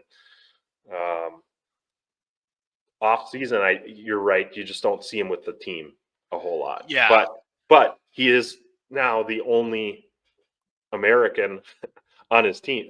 Not that Kieran Vincent, so that didn't change, but he is in an odd position where you have 3 Europeans on a team and he's the only American and he's the young guy and he's not 21, and where they go, he can't go. And I like, that's a total conspiracy theory too, so I'm glad at least you kind of see where I'm coming from. Not saying that is the case, but I think it will tell us a lot of where he plays this year outside of Liv and his Liv results on if he's really about it. And if he's not, he's not. Whatever. You can be the next Chikara in my book. I don't really care. But to kind of push back on the American thing, John Rahm, he's as American as you can be without being. Yeah. So I don't think that'll be an issue. But he still lives in Tennessee, I'm pretty sure. So he's not close to anyone. I believe Hatton's still in Europe. McKibben's certainly still in Europe.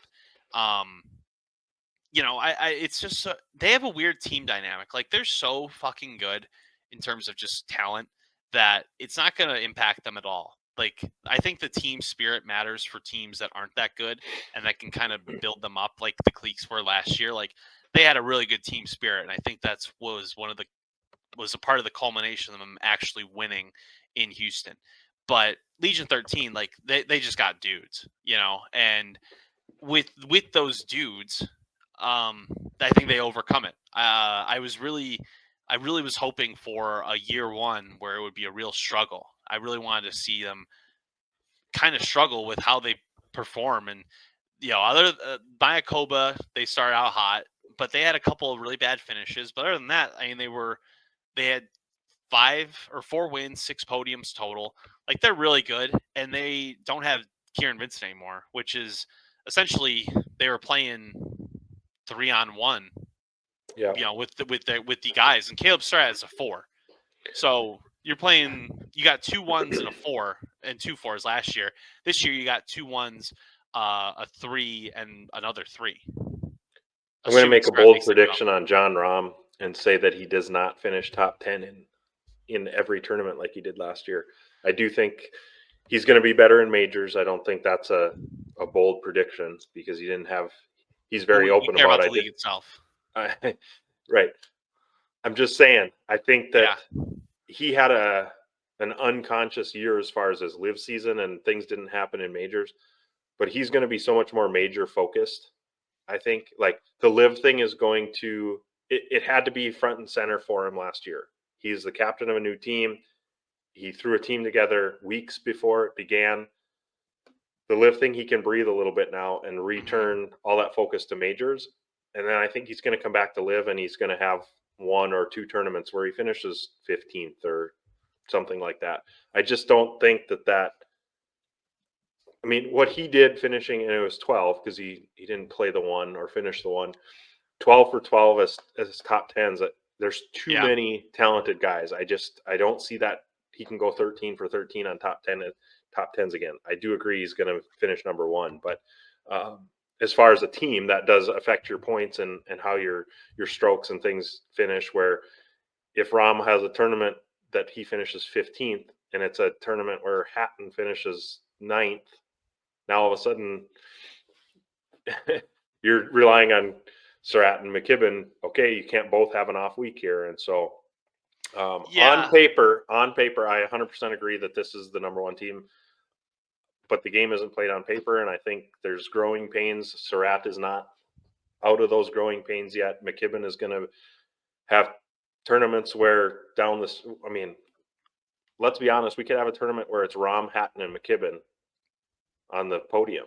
I don't think that's out of the realm of possibilities. But I also think McKibben is going to have tournaments where he struggles. Like, this is new. This is not my day. I have to scrape it together because my team score or my score counts for the team. But I'm seeing what McKibben is doing. We're recording this during the Dubai Desert Classic. I'm seeing that. I'm trying not to be like over optimistic on that. I know he's really good. As far as where McKibben finishes in the league, I don't know that he comes in and finishes way ahead of a bunch of tenured pros. I think he's still gonna have some struggles, and his bad rounds, his bad tournaments are gonna average out those good ones. Yeah, I mean, I like Rahm's number 1. I think Hatton's top 5. I think Surratt and McKibben are both top 30. Where exactly that fits, I don't know. But man, what a bold prediction by you. I don't think Jon Rahm's going to finish top 10 in every single event. Man, you Legion 13 fans, so the only Legion 13 fan in the world, which is you make me sick. You guys have it so freaking easy. I have it where obviously the 2023 team championship was amazing, but I'm not happy with the Crushers and where the future holds if this year's a waste, because I feel like this year could be a waste. So we'll see. But yeah, you make me sick. I have Surratt and McKibben. So freaking good. I have Surratt and McKibben much lower than you do. Neither in the top 30. So okay, that's partly why I don't see them being the number 1 seed going into the team championship. We'll see. I don't know. But yeah, you make me sick still. Sorry. But let's move on to the Majesticks. A team that makes kind of everyone sick in a way. 11th overall last year. Team championship, they lost 3-0 to the Fireballs in the quarterfinals. Never really had a chance. They were consistently bad. They had more finishes in the 50s than top 5s. They had 3 top 5s, and I think they had 5 finishes in the 50s individually. Not great. I'm surprised out of the 3 top 5s, Henrik Stenson wasn't one of them. It was Horsfield and Westwood in Nashville, and then Poulter in Chicago. I would have thought Stenson would have been that guy, but I mean, you look at the finishes overall: Horsfield 31, Stenson 35, Westwood 36, Poulter 37. So all of them were not great, obviously. You have their event in Nashville where they went +7 in the final round, and then they blew their chance at the podium in a devastating fashion. Poulter double bogey on the last hole to get there, and they were 1 shot off the podium in Chicago. So when you look at 2025, they brought the band back. I don't know if I think with 4 scores counting, this helps them because I don't see a lot of big numbers with them. But I don't see them making them a big jump, if at all, in 2025. I don't either. Who's their? I think the confusion with the Majesticks is how do you rank these guys 1, 2, 3, 4? Who's their 1? Who's their 4? From one day to the next, I could put them all in one order, and the next tournament they could be the exact opposite. And I think it's an identity crisis, and it partly has to do with the 3 captains. Don't get me wrong, when it comes to the Majesticks as a franchise, they're doing a lot of things right. They have more sponsorship, partnership opportunities than any other team. The YouTube series that they have is fantastic. I love seeing the behind the scenes. They want to make me believe they're doing the right thing. I just don't know that these guys are getting better. I mean, Lee Westwood finished 26th. I don't see Lee Westwood being at 36. Sorry, 36. I don't see Lee Westwood being better than that. No. So where is their opportunity to get better? Sam Horsfield? Maybe? Yeah, I mean that's it, I think. This is his. I think him more than the other 3. I think the most pressure this year is on him in terms of a professional career. Like Poulter and Stenson, I think are still capable of playing on Live Golf. Like I'm not saying they're lock zone potential, but I think they're still very capable of holding a card and getting points in a multitude of events. Lee Westwood, I think, is going to retire very soon. So if you have Lee Westwood who's going to retire, if you have Stenson and Poulter who's never going to be a top 30 player, I don't think,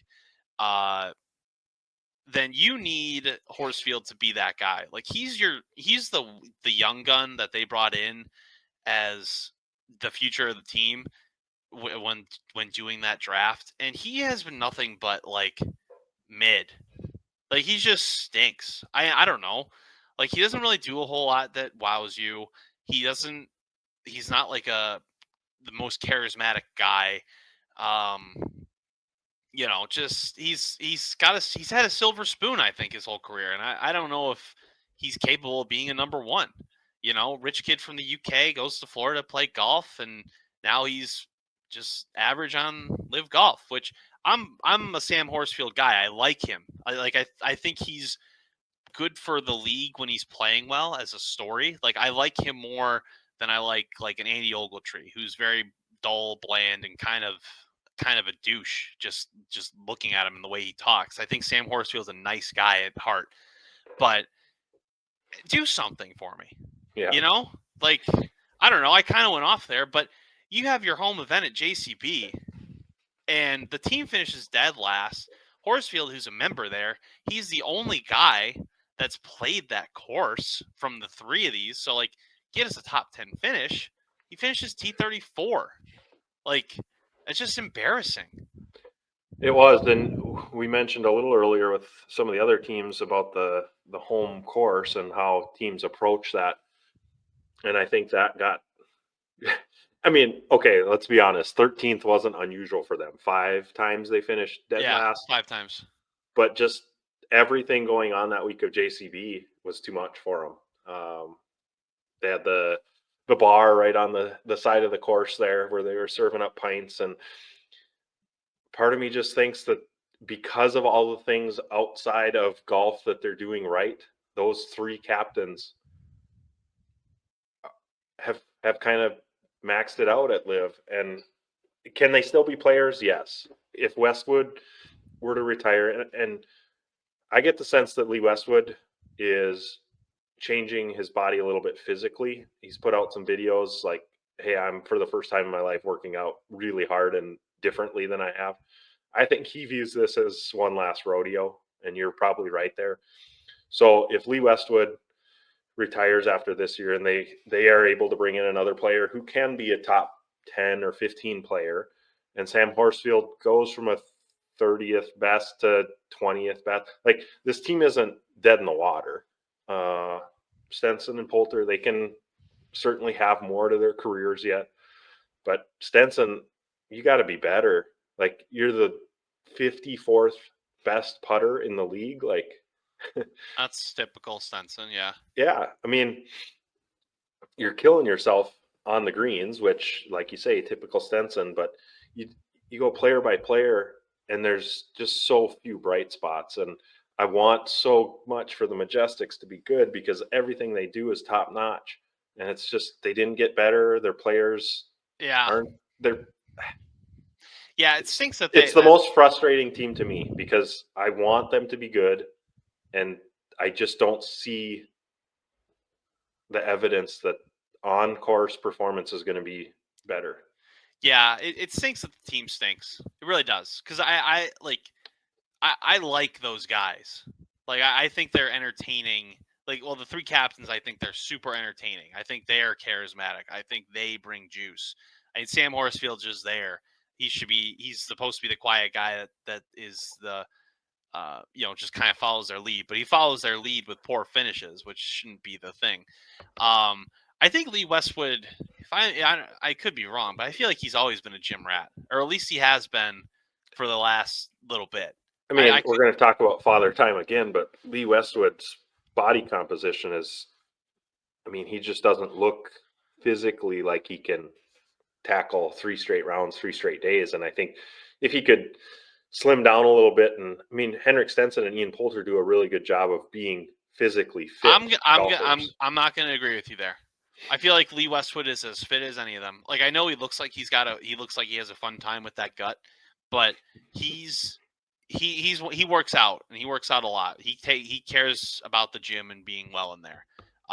So I know he looks like he just has a little bit too much hanging out, but I don't think it's because of him not working out. I think we're 2 weeks away from seeing him in a much better physical shape when we get to Riyadh. I hope. I mean, I don't know. I think Lee Westwood is a relegation zone guy, and I hope that means he's done because he was a relegation guy on 2023. And if it wasn't for his 3rd place finish in Nashville, he would have been a relegation guy in 2024. So I want him. Not I don't necessarily say I want him out because I don't want anyone to be out. But I think Lee Westwood has the best chance. If anyone's going to finish worse than AK this year, I think it's Lee Westwood. And I think AK is a bad golfer. I disagree with you on that. Okay. We'll see. But I think just kind of going through my list of guys, I think Lee Westwood gets relegated. I do think Poulter and Stenson bounce back. Now, what that bounce back looks like, it's not much. I think they're both top 35. But I think Sam Horsfield, who has the widest range of outcomes, I think he's a lock zone guy in 2025. We'll see. I have Sam Horsfield being right at the edge of the lock zone, which is good for them. I have Henrik Stenson being their number 2. I think just the type of player Henrik is, it's not sitting well with any of them that they stink, and I know that. But I think Henrik Stenson, at this point in their career, still has the most left in the tank. I don't see it for Ian Poulter. I know he wants to be a contender and be good. I don't. Will he have some better finishes? Yeah, I think they all will. I think individually they all have more upside, but they're all just. It's such a funny team because honestly, I want them to stink. I want them to finish dead last because I want them to make changes. And I think if they had a year where they jumped up, what did they finish 11th? If they finished 8th, I think they would say, "Hey, let's run it back one more time." Like, I'm honestly hoping they stink because that's what it's going to take to make a change on this team. And I want some fresh blood on this team. Where do you? What's your rank for them? 12th. I do think they take a step backwards. Just Horsfield gets a little better, and Westwood, Poulter, Stenson. I have them 11, so I don't see them getting better. I don't see them getting worse. I think they just are mid in general and will continue to be such. Speaking of another mid in general team, Let's talk about the Range Goats. Yeah. And last year was a weird one, I would say. That you had that Vegas tournament after the Taylor Gooch trade, which I will defend as a good trade, just with compensation purposes. But anyways, I don't want to go off on that. After Vegas, with Wolf and Uline finishing top 5, and then you have Bubba finishing 15th, you think this team's going to be kind of solid. And after that, they really didn't do much of anything. Peters finished 5th in Singapore, and Wolf finished 3rd in Miami.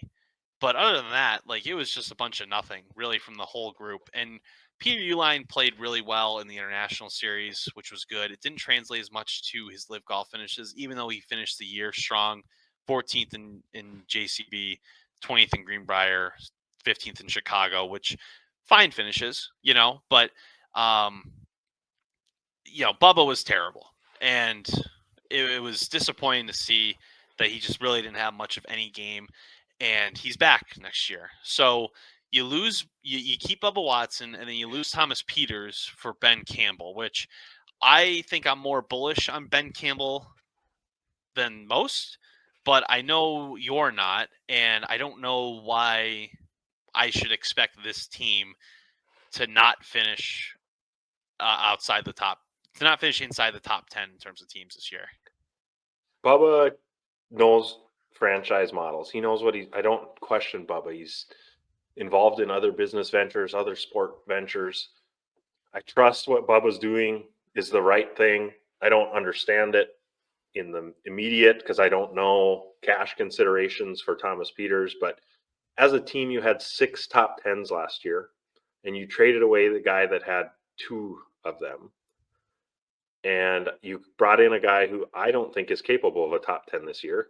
And I know that's being harsh to Ben Campbell. And I think you maybe think could throw in a top 10 here or there.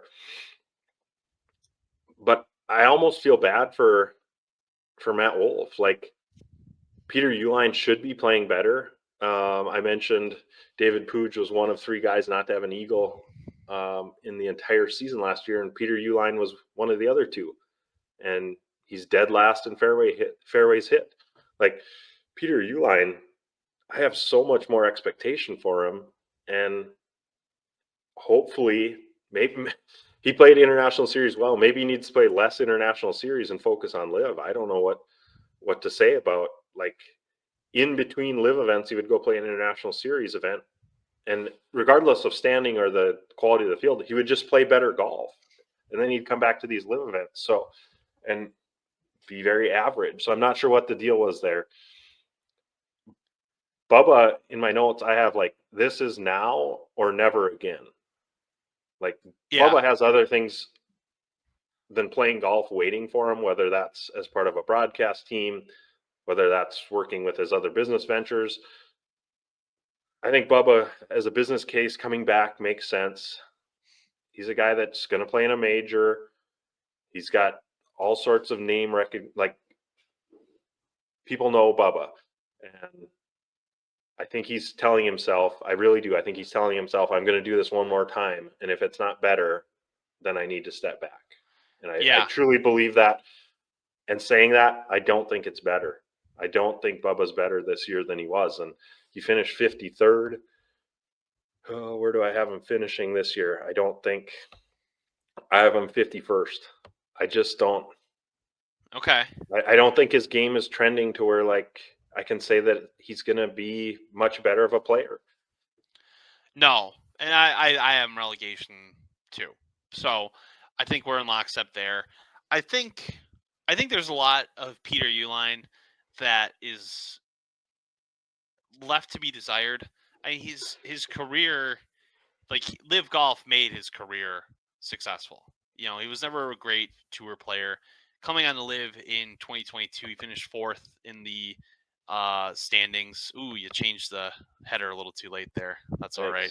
But he finished 4th in the standings in 2022, and then he's just had inconsistent finishes, but he's kept his card on live golf as a guy that wasn't a big name in tour golf previously, he's made a name for himself on Live, which is fantastic. And I like that he now has a home with the Range Goats. I think he's a good fit there. Man, I think he's a great 3 on your team, but when he's a 2, I think that's a problem. And he's your bona fide 2 on this team. And he's got a chance to be a 1 if Wolf kind of takes a step back, which I don't know if that will happen, but if he does, then you got to rely on Peter Uihlein to be your 2 or your number 1 in some events. So that could be a problem. I think Matt Wolf. I mean, we kind of touched on it. Like, this is his only. He has to be the number 1 this year for this team to have any sort of chance of contending in events. Like, he needs to keep that same form of Miami, of Vegas. I think this 4 scores counting hurts this team tremendously. I don't know if that really does anything for him. I think Ben Campbell's a good fit. I like Ben Campbell on the team instead of a young guy with this roster. Like, I would have liked it if there was a guy on the IronHeads instead of Yubin Zhang, even though I think Yubin Zhang has so much potential. But I think Ben Campbell on a bad team is better than Yubin Zhang type player on a bad team. So I think Ben Campbell will get points a few times, but I don't think he'll be a needle mover by any means. So I have Ben Campbell top 40. I think he's gonna be able to keep his spot in the league if he wants it. I think also, if it's true that Tony Finau was going to be close to joining Live Golf, and I think the RangeGoats would have been that team, that it would have made so much sense for Bubba to step away. And then if you have Finau instead of Bubba, and then Ben Campbell as your 4, like, this team's kind of solid. But that didn't happen, and so Bubba's back. And even if you don't even get Ben Campbell and Bubba's your 4, but with Finau, like, this team's still kind of sick. So I'm very bearish on this team. I think they're dead last. It's the one team that we're going to have ranked the same because I feel that they are also the worst team. And I don't have Ben Campbell finishing. I have him in the relegation, and I don't know. I don't think there's a big contract as far as years for Ben Campbell. I think McKibben and Massaveo, I think those are guys that you're going to say, you get 2 or 3 seasons here. You're going to learn to be a pro. You're going to learn Live Golf. I don't know if there's much of a leash for Ben Campbell. I think he's a filler. And I think 100%. It's if you don't basically earn your way back, I don't think you're back. But we are on to Ripper. And Ripper last year, they got really hot in multiple stretches, and they were really not in others. But they won the team championship by 3. Cam really showed his guts. I didn't think that course fit them one bit. And I would have never have guessed that they would have won that team championship. The week before in Chicago, they finished 12th, and Cam was 52nd, Leishman was 34th, and Jones was 23rd, which is a good finish for him. But I think what brought this team together at the end of the year was the play of Lucas Herbert. At Greenbrier in Chicago, 2 top 6s. That's when he was at his hottest. He didn't gain many points aside from that. He had a T6 in Houston, but other than that, he didn't finish in the top. He finished top 15 twice aside from those 2 top 6s. So it's not like he was a great player, but he got his form late when it mattered, and that carried well at the team championship. Cam, not the best year. I mean, he had 3 T2s, and he was a very good player, obviously, but the driver yips were all over the place, and that was scary to see. And for my money, I kind of fear those will continue. But Leishman being top 15, very inconsistent top 15. He only had all 3 scores count in 5 of the 13 events, which for a top 15 player, I feel like that's pretty low. And then Matt Jones is 42nd, not much of a factor at all. But he plays the number 4 role as good as anyone. So into 2025, I don't really know what to expect with them. They brought the band back together. I don't know if they're getting much better, but I don't know how much worse they're getting either. No, personally, I think Cam has a better year because I think he gets a win, and the points that come with a win will move him. I don't think he's the 7th best player. I think he's a top 5 player this year. And then I kind of think Leishman and Herbert maybe flip-flop, where Herbert's the top 20 guy and Leishman's more like edge of the lock zone. Mm-hmm. And Jones, I just kind of have him being like relegation area. 4 scores probably isn't terrible for this team. It doesn't help them, I don't think, finish better as a team. Because Matt Jones, he was consistent. Like, you look at his finishes, right? He finished between 20th and 40th, pretty much all but 2 or 3 tournaments. He was between 20th and 40th, and that's fine, but that means a ton of tournaments where you're not collecting any points, and that's probably the downfall for Matt Jones. Is personally, he's not collecting points, and so I think he's going to be fighting off relegation, or feel like he is most of the season. Cam's going to win a tournament. I don't doubt that. Finished 7th, and he didn't even play Miami, or didn't receive any finishing points or score for Miami there. So I think I have Cam actually finishing 3rd or 4th. Ooh, okay. I think he takes a little step forward. He had 3 really bad tournaments, Jeddah, Houston, and then whatever happened in Chicago where Cam finished 52nd. That was a nightmare. So if you'd say he plays in Miami and he earns some points, and then you take one of those 3 where he was horrible and he earns some points, Cam's a top 5 player. And yeah, Cam is going to be better all around on the league itself and outside of it, I think, this year. And Lucas Herbert, the way he finished, he's just settling in. Like, he's 100%. Like, Liv is for me. Liv is making me a better player. Being with these guys, all the stuff we do together, the time off, like, this is what Lucas Herbert was designed for. Like, he's a top 20 player on Liv, and he actually, given any golf setting, I would take Lucas Herbert to be a better player under the conditions of Liv than I would him on a normal 4-round 72 hole. I just think this sets up so much better for him. Yeah, I think Lucas Herbert's kind of a superstar in this league. Like, not in the sense of, he's going to be top 5, but just like... And it's not just his caddy. His caddy's the superstar. Lucas Herbert tries to fill that shadow. No, well, I muted his caddy on X because of that stupid thread I started on Flushing its post in September that he still comments on. So he's muted until further notice. But I think Lucas Herbert's, like, on this team, you have a clear 1.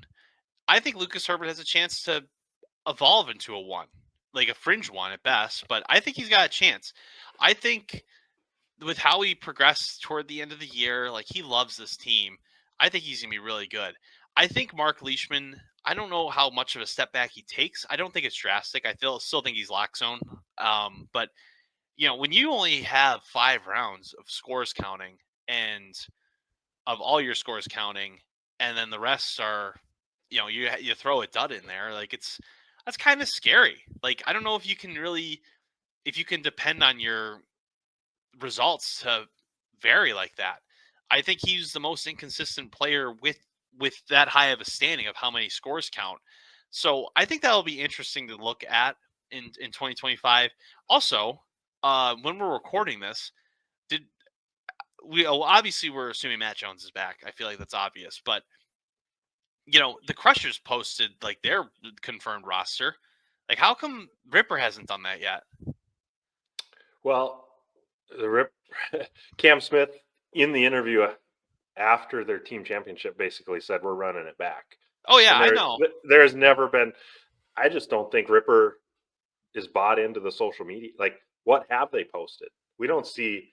Oh, I couldn't disagree more. I feel like they're one of the most brought into social media. I disagree. As far as what I see behind the scenes, what they're doing in the off season, I don't see. I can't remember the last time I saw Matt Jones in a post. I don't see much from Cam. Cam Smith does a podcast here or there, or shows up on in an interview.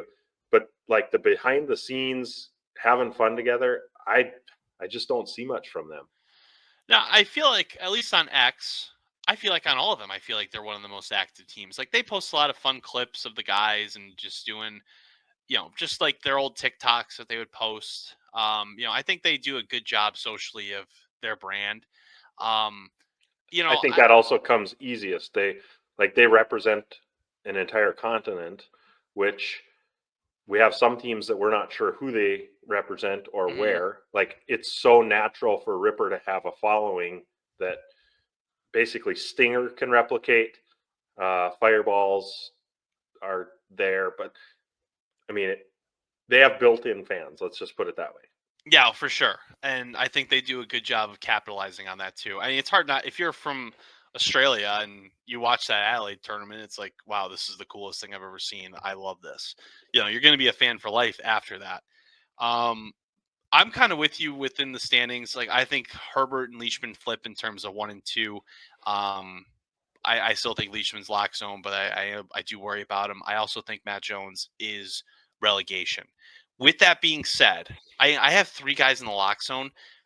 If Cam Smith still doesn't have a driver, which I fear he doesn't, he's still going to put up points, but he's going to take himself out of a lot of tournaments, and they're not going to get points because of it. I mean, they have ninth. They were 9th in Vegas, 9th in Jeddah, 10th in Miami, 10th in Houston, 12th in Chicago. Those are all, and that's all because of bad performances from 1 or 2 of the guys. So when you have 4 scores, you're going to have a relegation player on your team. I can't put you in the top 5, especially when your 1 is as wild with a driver as Cam Smith is.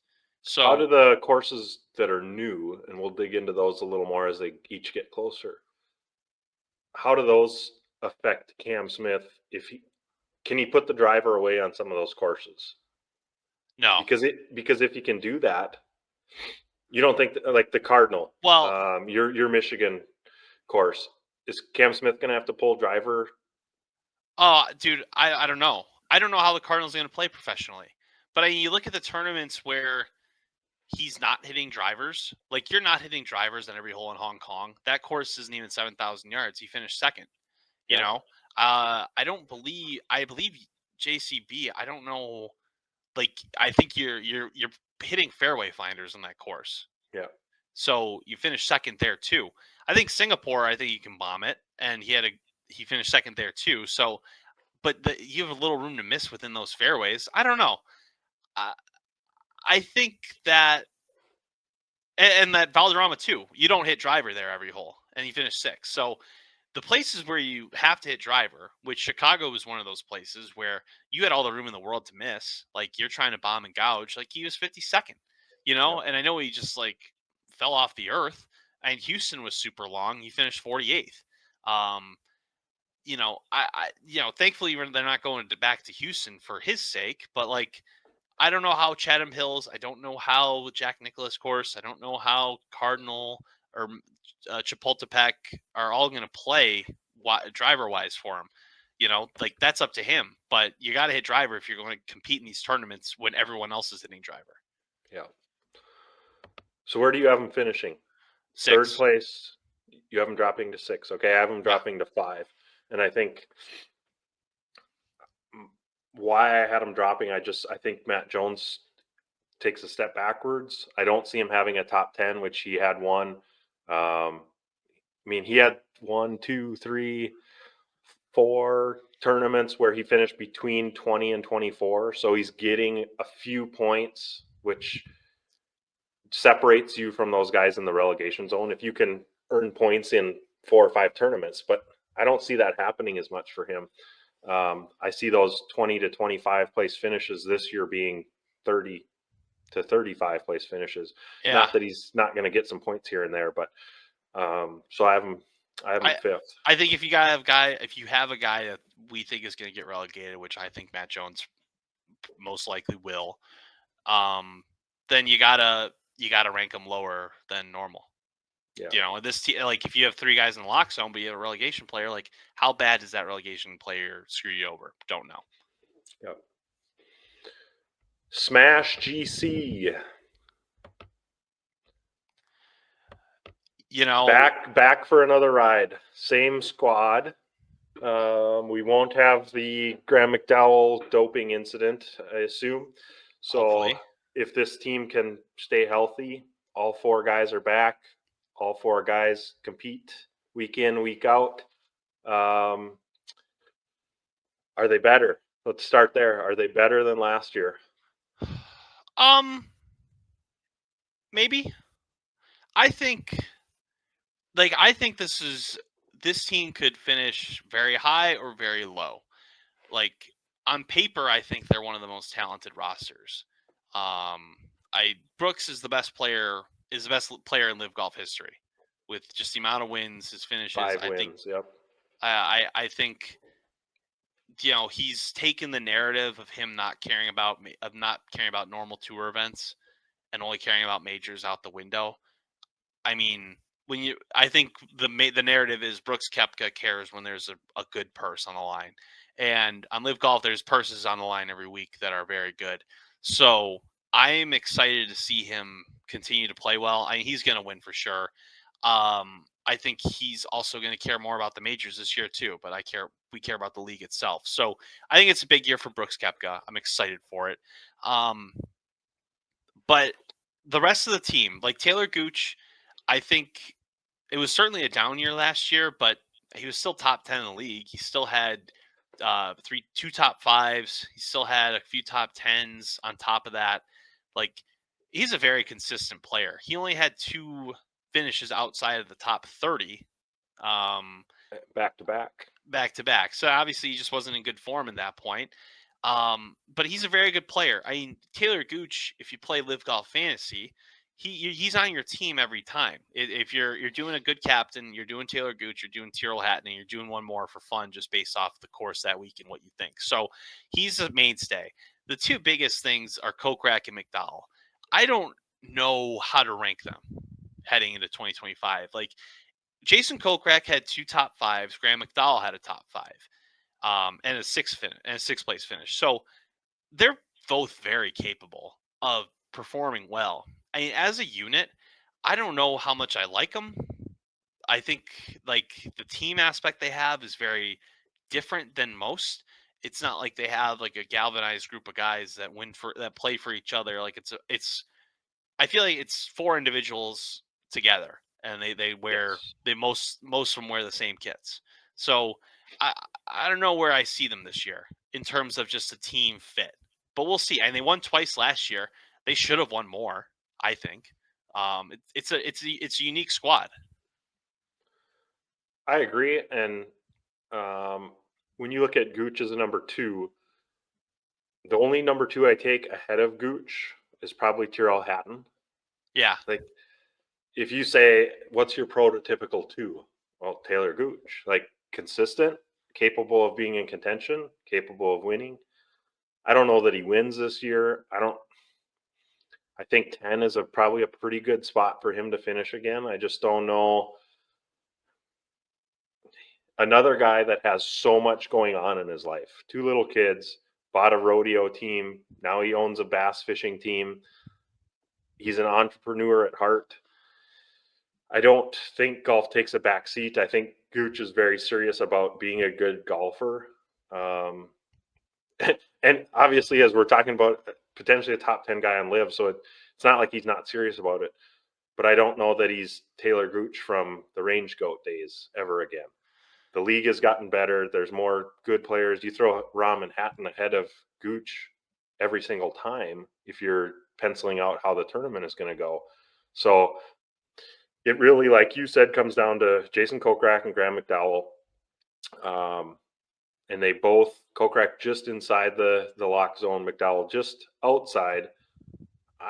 It's another one of those that 3 and 4 I can see flipping. I think Graham McDowell missed 2 tournaments and finishes 7 spots behind Jason Kokrak.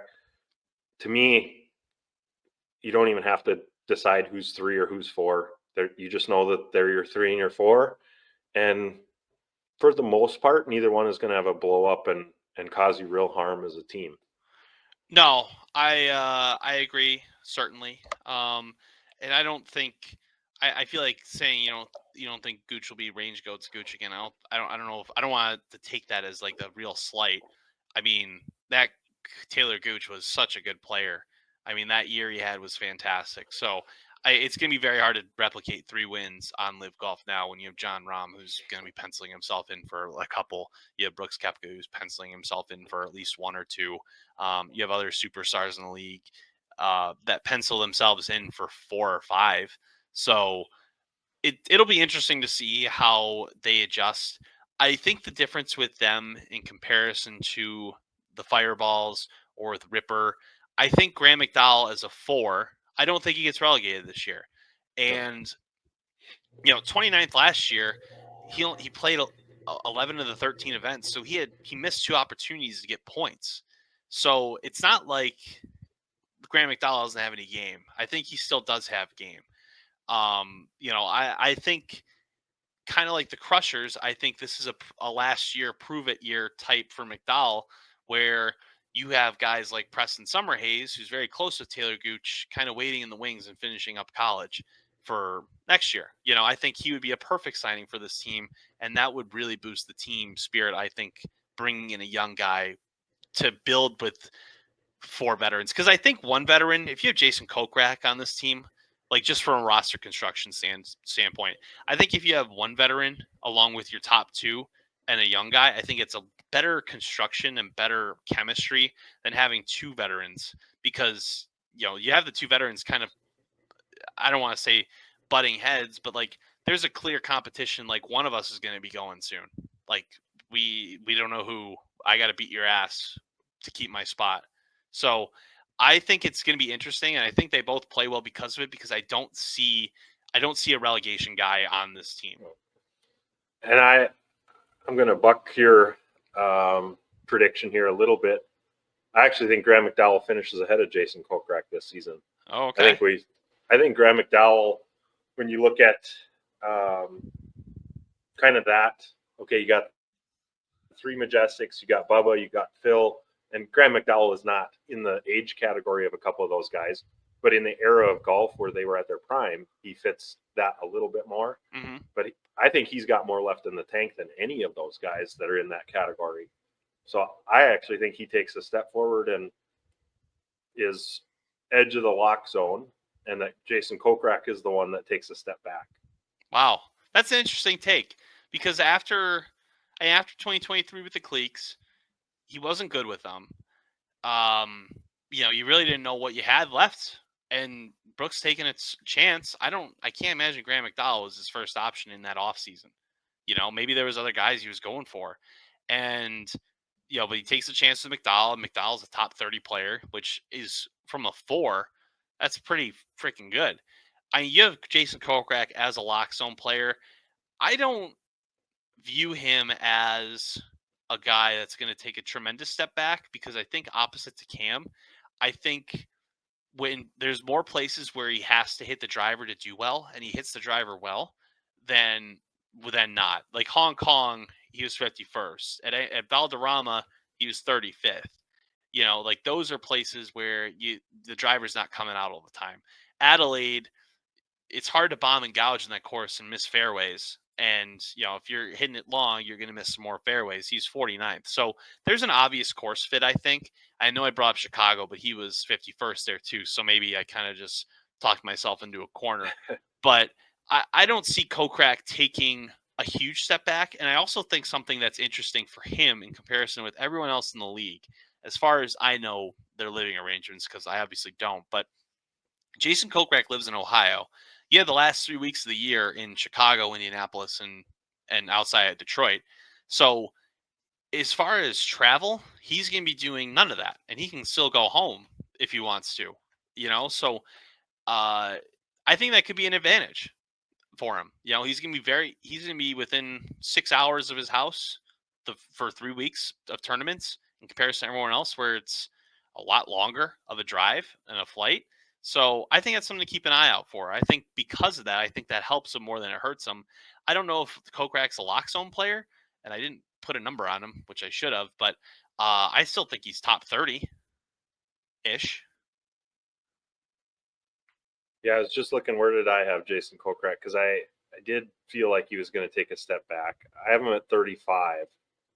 Okay. Where do you have GMAC then? I have Graham McDowell at 26. Interesting. Okay. Where do you have as a team? Finished fourth in 2024. Where's 2025 lead them? You know, when doing, I'm going to take the good side of this. I think they finished third. I think they finished ahead of the Crushers just based on the talent on their roster. However, I think they have the widest range of outcomes for teams. During the team championship with the IronHeads, it was pretty apparent that they were pissed. And pissed in a bad way, like, this is stupid. Why are we doing this?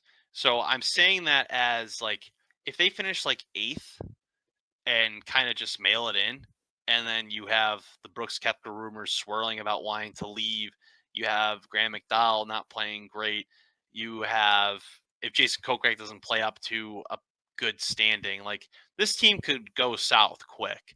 I don't see that happening personally, but I think that's a possibility that is it's not a non-zero chance that it does. I have them third though. I think with Koepka and Gooch, like, that's just the top two. That's the second best top two in Live Golf, I think. So with that being said, like, when you have as strong of a top two as that, like, you're going to be good. It's just a matter of which of, if 4 scores count, will Kokrak and McDowell play it good enough to not screw him over? And I don't think it'll hurt him that much. Yeah, and I have the only difference really being that those two flip spots, and so fourth place finish this year, and I just penciled them in at fourth place again next year because I think top end they're good, bottom end they're not bad. Top end they're elite. Yeah. So I left them at fourth. I think that when I look at the teams I have ahead of them, I just think they're a little more consistent and they're a little better. So yeah, no, it'll be an interesting year. I think their outcomes can be very high or very low. We'll see. 2 to go. Stinger GC. They are coming off of a 7th place finish last year. Only one individual win, and that was Dean Burmester at Doral. This is the team that probably has faced the most scrutiny in the last few weeks, team-wise, is bringing back Brandon Grace after he was relegated, which, when you make a business case for Brandon Grace, it doesn't, we talked extensively about this. It doesn't surprise us, and it makes so much sense. And now more has come out that South Africa is really working to host a live event in 26 or 27, and it's important to them to remain as a full South African team. And so all those things put together with Brandon Grace being a live winner, band stays together. No surprise.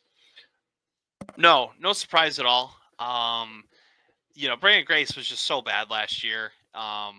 He only had one event where he had all of his scores count, and he had 3 events where only one of his scores counted. So he was terrible. You can blame that on the phantom injury that he had that no one knew about apparently. But it's an interesting group because you have Oosthuizen, who I think is taking a step back. You have Charles Schwartzel, who's 21st, surprisingly, but those were really based off of 2 really good finishes. And you have Dean Burmester, who won, obviously, and is a very capable player. But if you're going to ask him to be a 1, I think that's asking a lot of him. So I think this team, I think they take a big step back, personally. And I think it's also tough, too. Like, you have the way they blew it in Jeddah against the Crushers with the team win, losing the team playoff to Ripper. There's so much more to be desired, I think. And them finishing 7th, when you think about it, is kind of surprising. Where they had all these close finishes, they had wins, they had multiple, they had 6, 7 podiums between them, which is pretty good. I think it's interesting where they go from here, because I'm not super stoked that Grace is back, but I do think he will bounce back. I don't see him taking a step back as a team. I think there's some guys that are going to take steps back as individuals. Yeah. But I think as a team, they actually finished pretty similar, because Brandon Grace, I think, is not going to be relegated again. I think he will be better.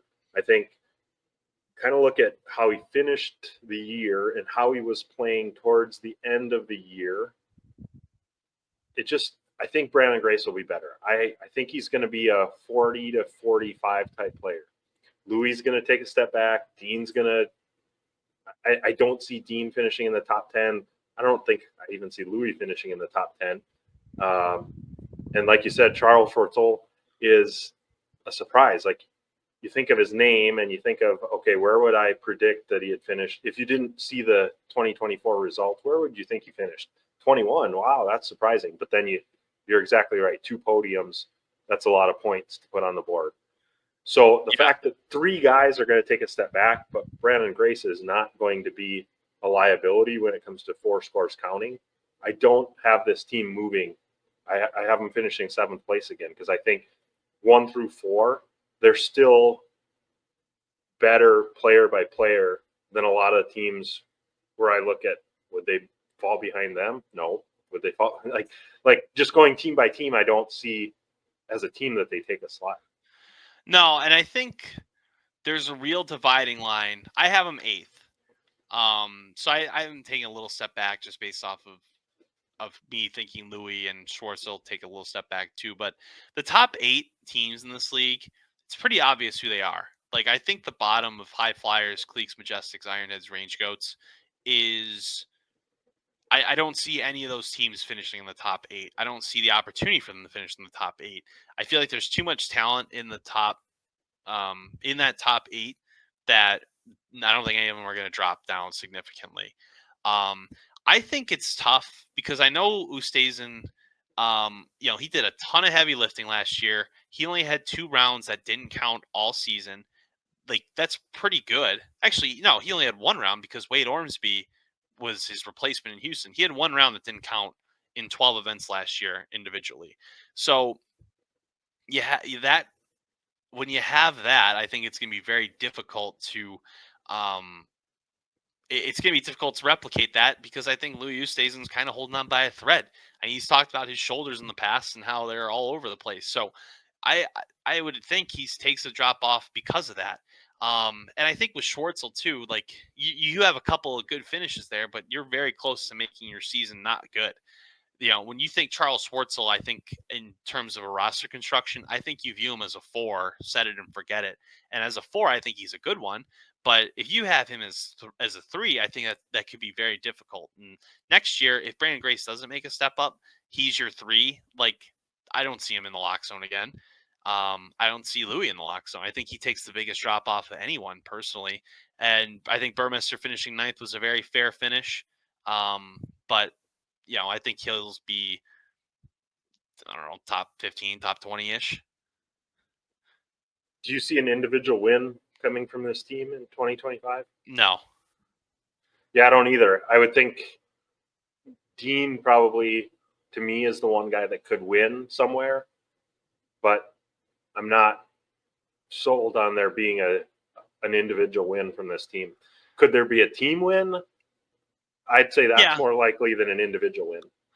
Yeah, I think that's a lot more likely. But I don't know. Like, it's so difficult to predict.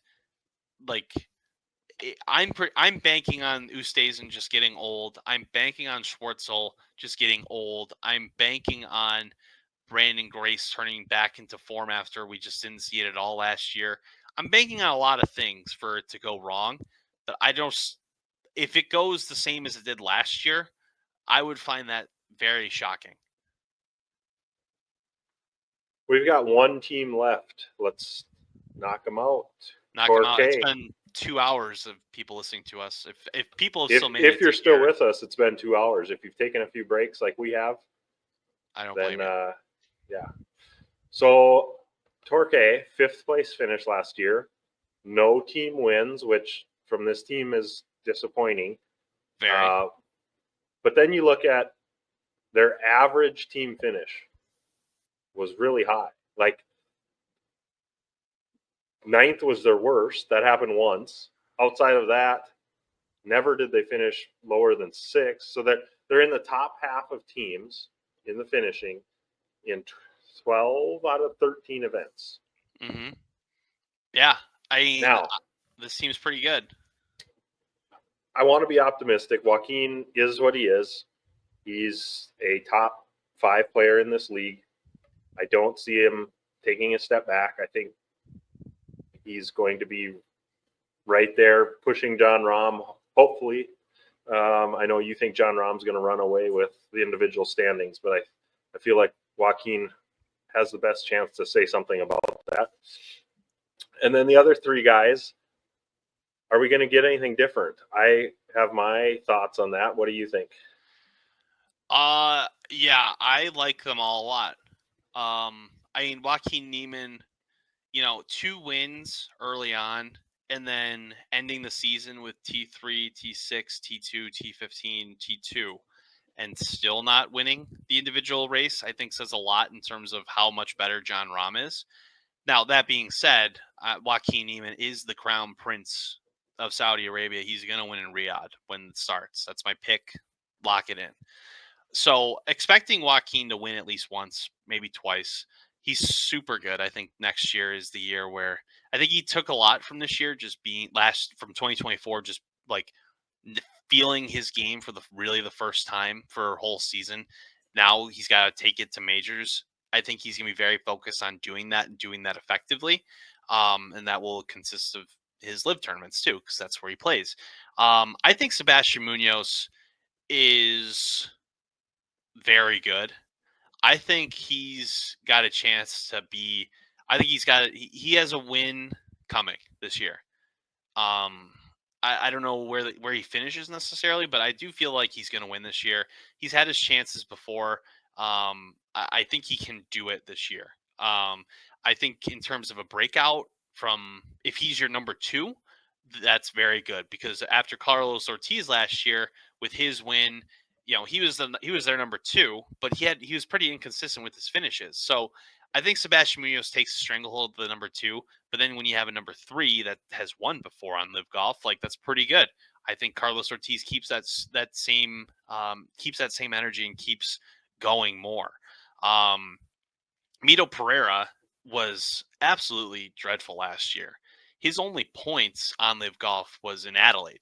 If Adelaide doesn't happen, he gets 0 points in 12 events, 13 events maybe, so he's very close to being out.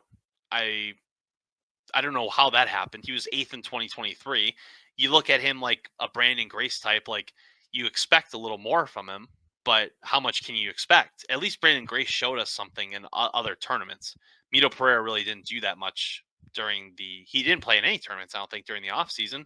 So I don't know if he was injured or what he had going on, but it's kind of disappointing because you really expect a lot from him. When I look at those 3 after Joaquin is what it is, and we know he's going to be there. I don't agree with you. I think Carlos Ortiz is going to be their clear number 2. I don't think Sebastian Munoz takes a jump forward. I don't see it. I think he's so capable, and yet it just doesn't come to fruition. Like, not one time did he end up in contention late. And we talked about David Puig, how there seems to just be a block there. Well, Sebastian Munoz is further into his pro career, and it's not happening for him. And I actually think he takes a step backwards because I just don't know where that jump is going to come from. And Carlos Ortiz, to me, is on the way up. Like, he's a year or 2 ahead of David Puig as far as where their trajectory and where they're going. And I don't think Carlos Ortiz's high end of on his full career is going to be as high as David Puig. But I think Carlos Ortiz is still working his way towards his prime. That being said, is he the 13th best player in the league again? if he doesn't win in Houston, he's not 13th either. No. If he finishes 8th, he's, the 20th best guy, which is more like where I have him. But and then Mito Pereira, I don't know what's going on. But I don't see a whole lot of changing. I think I have him like 38th or 40th. So I think he's going to be a little better, probably because he grabs a few more points here and there. Torquay was a hard one for me, and I know people are hoping Torquay is a top 3 team and Mito is a lock zone player like we think that he actually has potential to be, but I don't see it. I'll push back on Sebastian Munoz. He had 4 top 5 finishes. He was second in Orlando, where he made that controversial OWGR comment. He was 4th in DC, he was 4th in Valderrama, and he was 4th in Chicago. I believe he had the lead in Chicago and kind of blew it. He was definitely in that final group. I remember watching. But we're talking 2 years ago now. We're talking 2 years ago now. But yes, I mean, last year, I don't want to say he took a step back. He only had 3 rounds that didn't count. But I think the team last year was just out of whack. I mean, Mito Pereira was bad. Carlos Ortiz was good but inconsistent. Sebastian Munoz was kind of a rock for them. Like Sebastian Munoz, if you're, if that Carlos Ortiz win doesn't happen, he's your 2, which isn't a good 2 at 23, but it's not bad. I think this year, I don't agree with you. I think this is the year he steps up. I think Carlos Ortiz is a lock zone player too, but I think Sebastian Munoz is a top 15 player. And with that, I expect Neiman to be top 5. Like I said, Munoz top 15, Ortiz top or in the lock zone. I think Mito Pereira is 35th. So if I shouldn't say 35th, top 35. So if he's top 35 as your 4, as a guy that's very capable, like I don't see how this team isn't top 3. I have them at 2. I think they take a jump. I think they actually win. They won 4 times in 2023. Maybe they run it back in terms of just that mojo. Like they obviously have a good team vibe going. I think they get back to what they knew best. And if they lost to the HyFlyers in the team championship, that kind of put a Band-Aid on, or not a Band-Aid, ripped the Band-Aid off of what it really was a bad year. Like that made it sting. So I feel like they get back to how talented they are, and they were just so consistent. I just don't see them finishing worse than, 5th last year is shocking. I feel like they're 2nd place this year just with a couple wins. It's going to be an interesting season to look back on, and we'll have to do a season review because I have this team taking 6th this year. Wow. I don't think Mito gets much better. I don't think Sebastian Munoz goes forward. I think he goes back, and I think Carlos Ortiz is in the top 15 player when it's all said and done. So Joaquin is, to me, the one thing that holds the team together and keeps them in team contention every single week, which when you have the 2nd best player in the league, you can do that. And the truth is, I think Mito finishes right around that 40 spot. So their worst player is not as bad as a lot of teams' worst players, right? So no, the fact that they're going to have a chance to be on the podium a lot will remain. I'm not that optimistic that this team is better. We'll see. I mean, I think I don't know if they're volatile by any means. I think they're super talented, but I think they take a step up this year. And we'll see. I like them. I like their ceiling more than Smash and Crushers. We're gonna have a lot of fun tracking these teams and cheering for who we think is going to finish where as the year goes. I know there's going to be plenty of banter and I told you so's.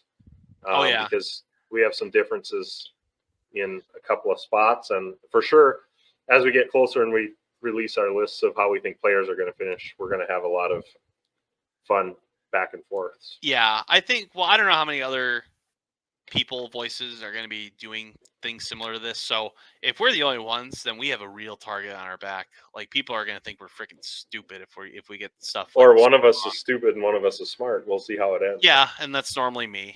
So before we go, once again, we are We are on X, obviously, but we're also on YouTube, Instagram, Spotify, where the audio form of the podcast is.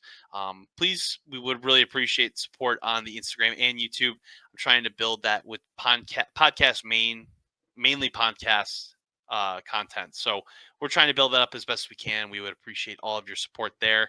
But until then, I'm excited for the season. I don't know when we're going to put this out, but it'll be pretty soon. But yeah, let us know what you think is different, because I'm sure a lot of you guys will have different opinions on what we have.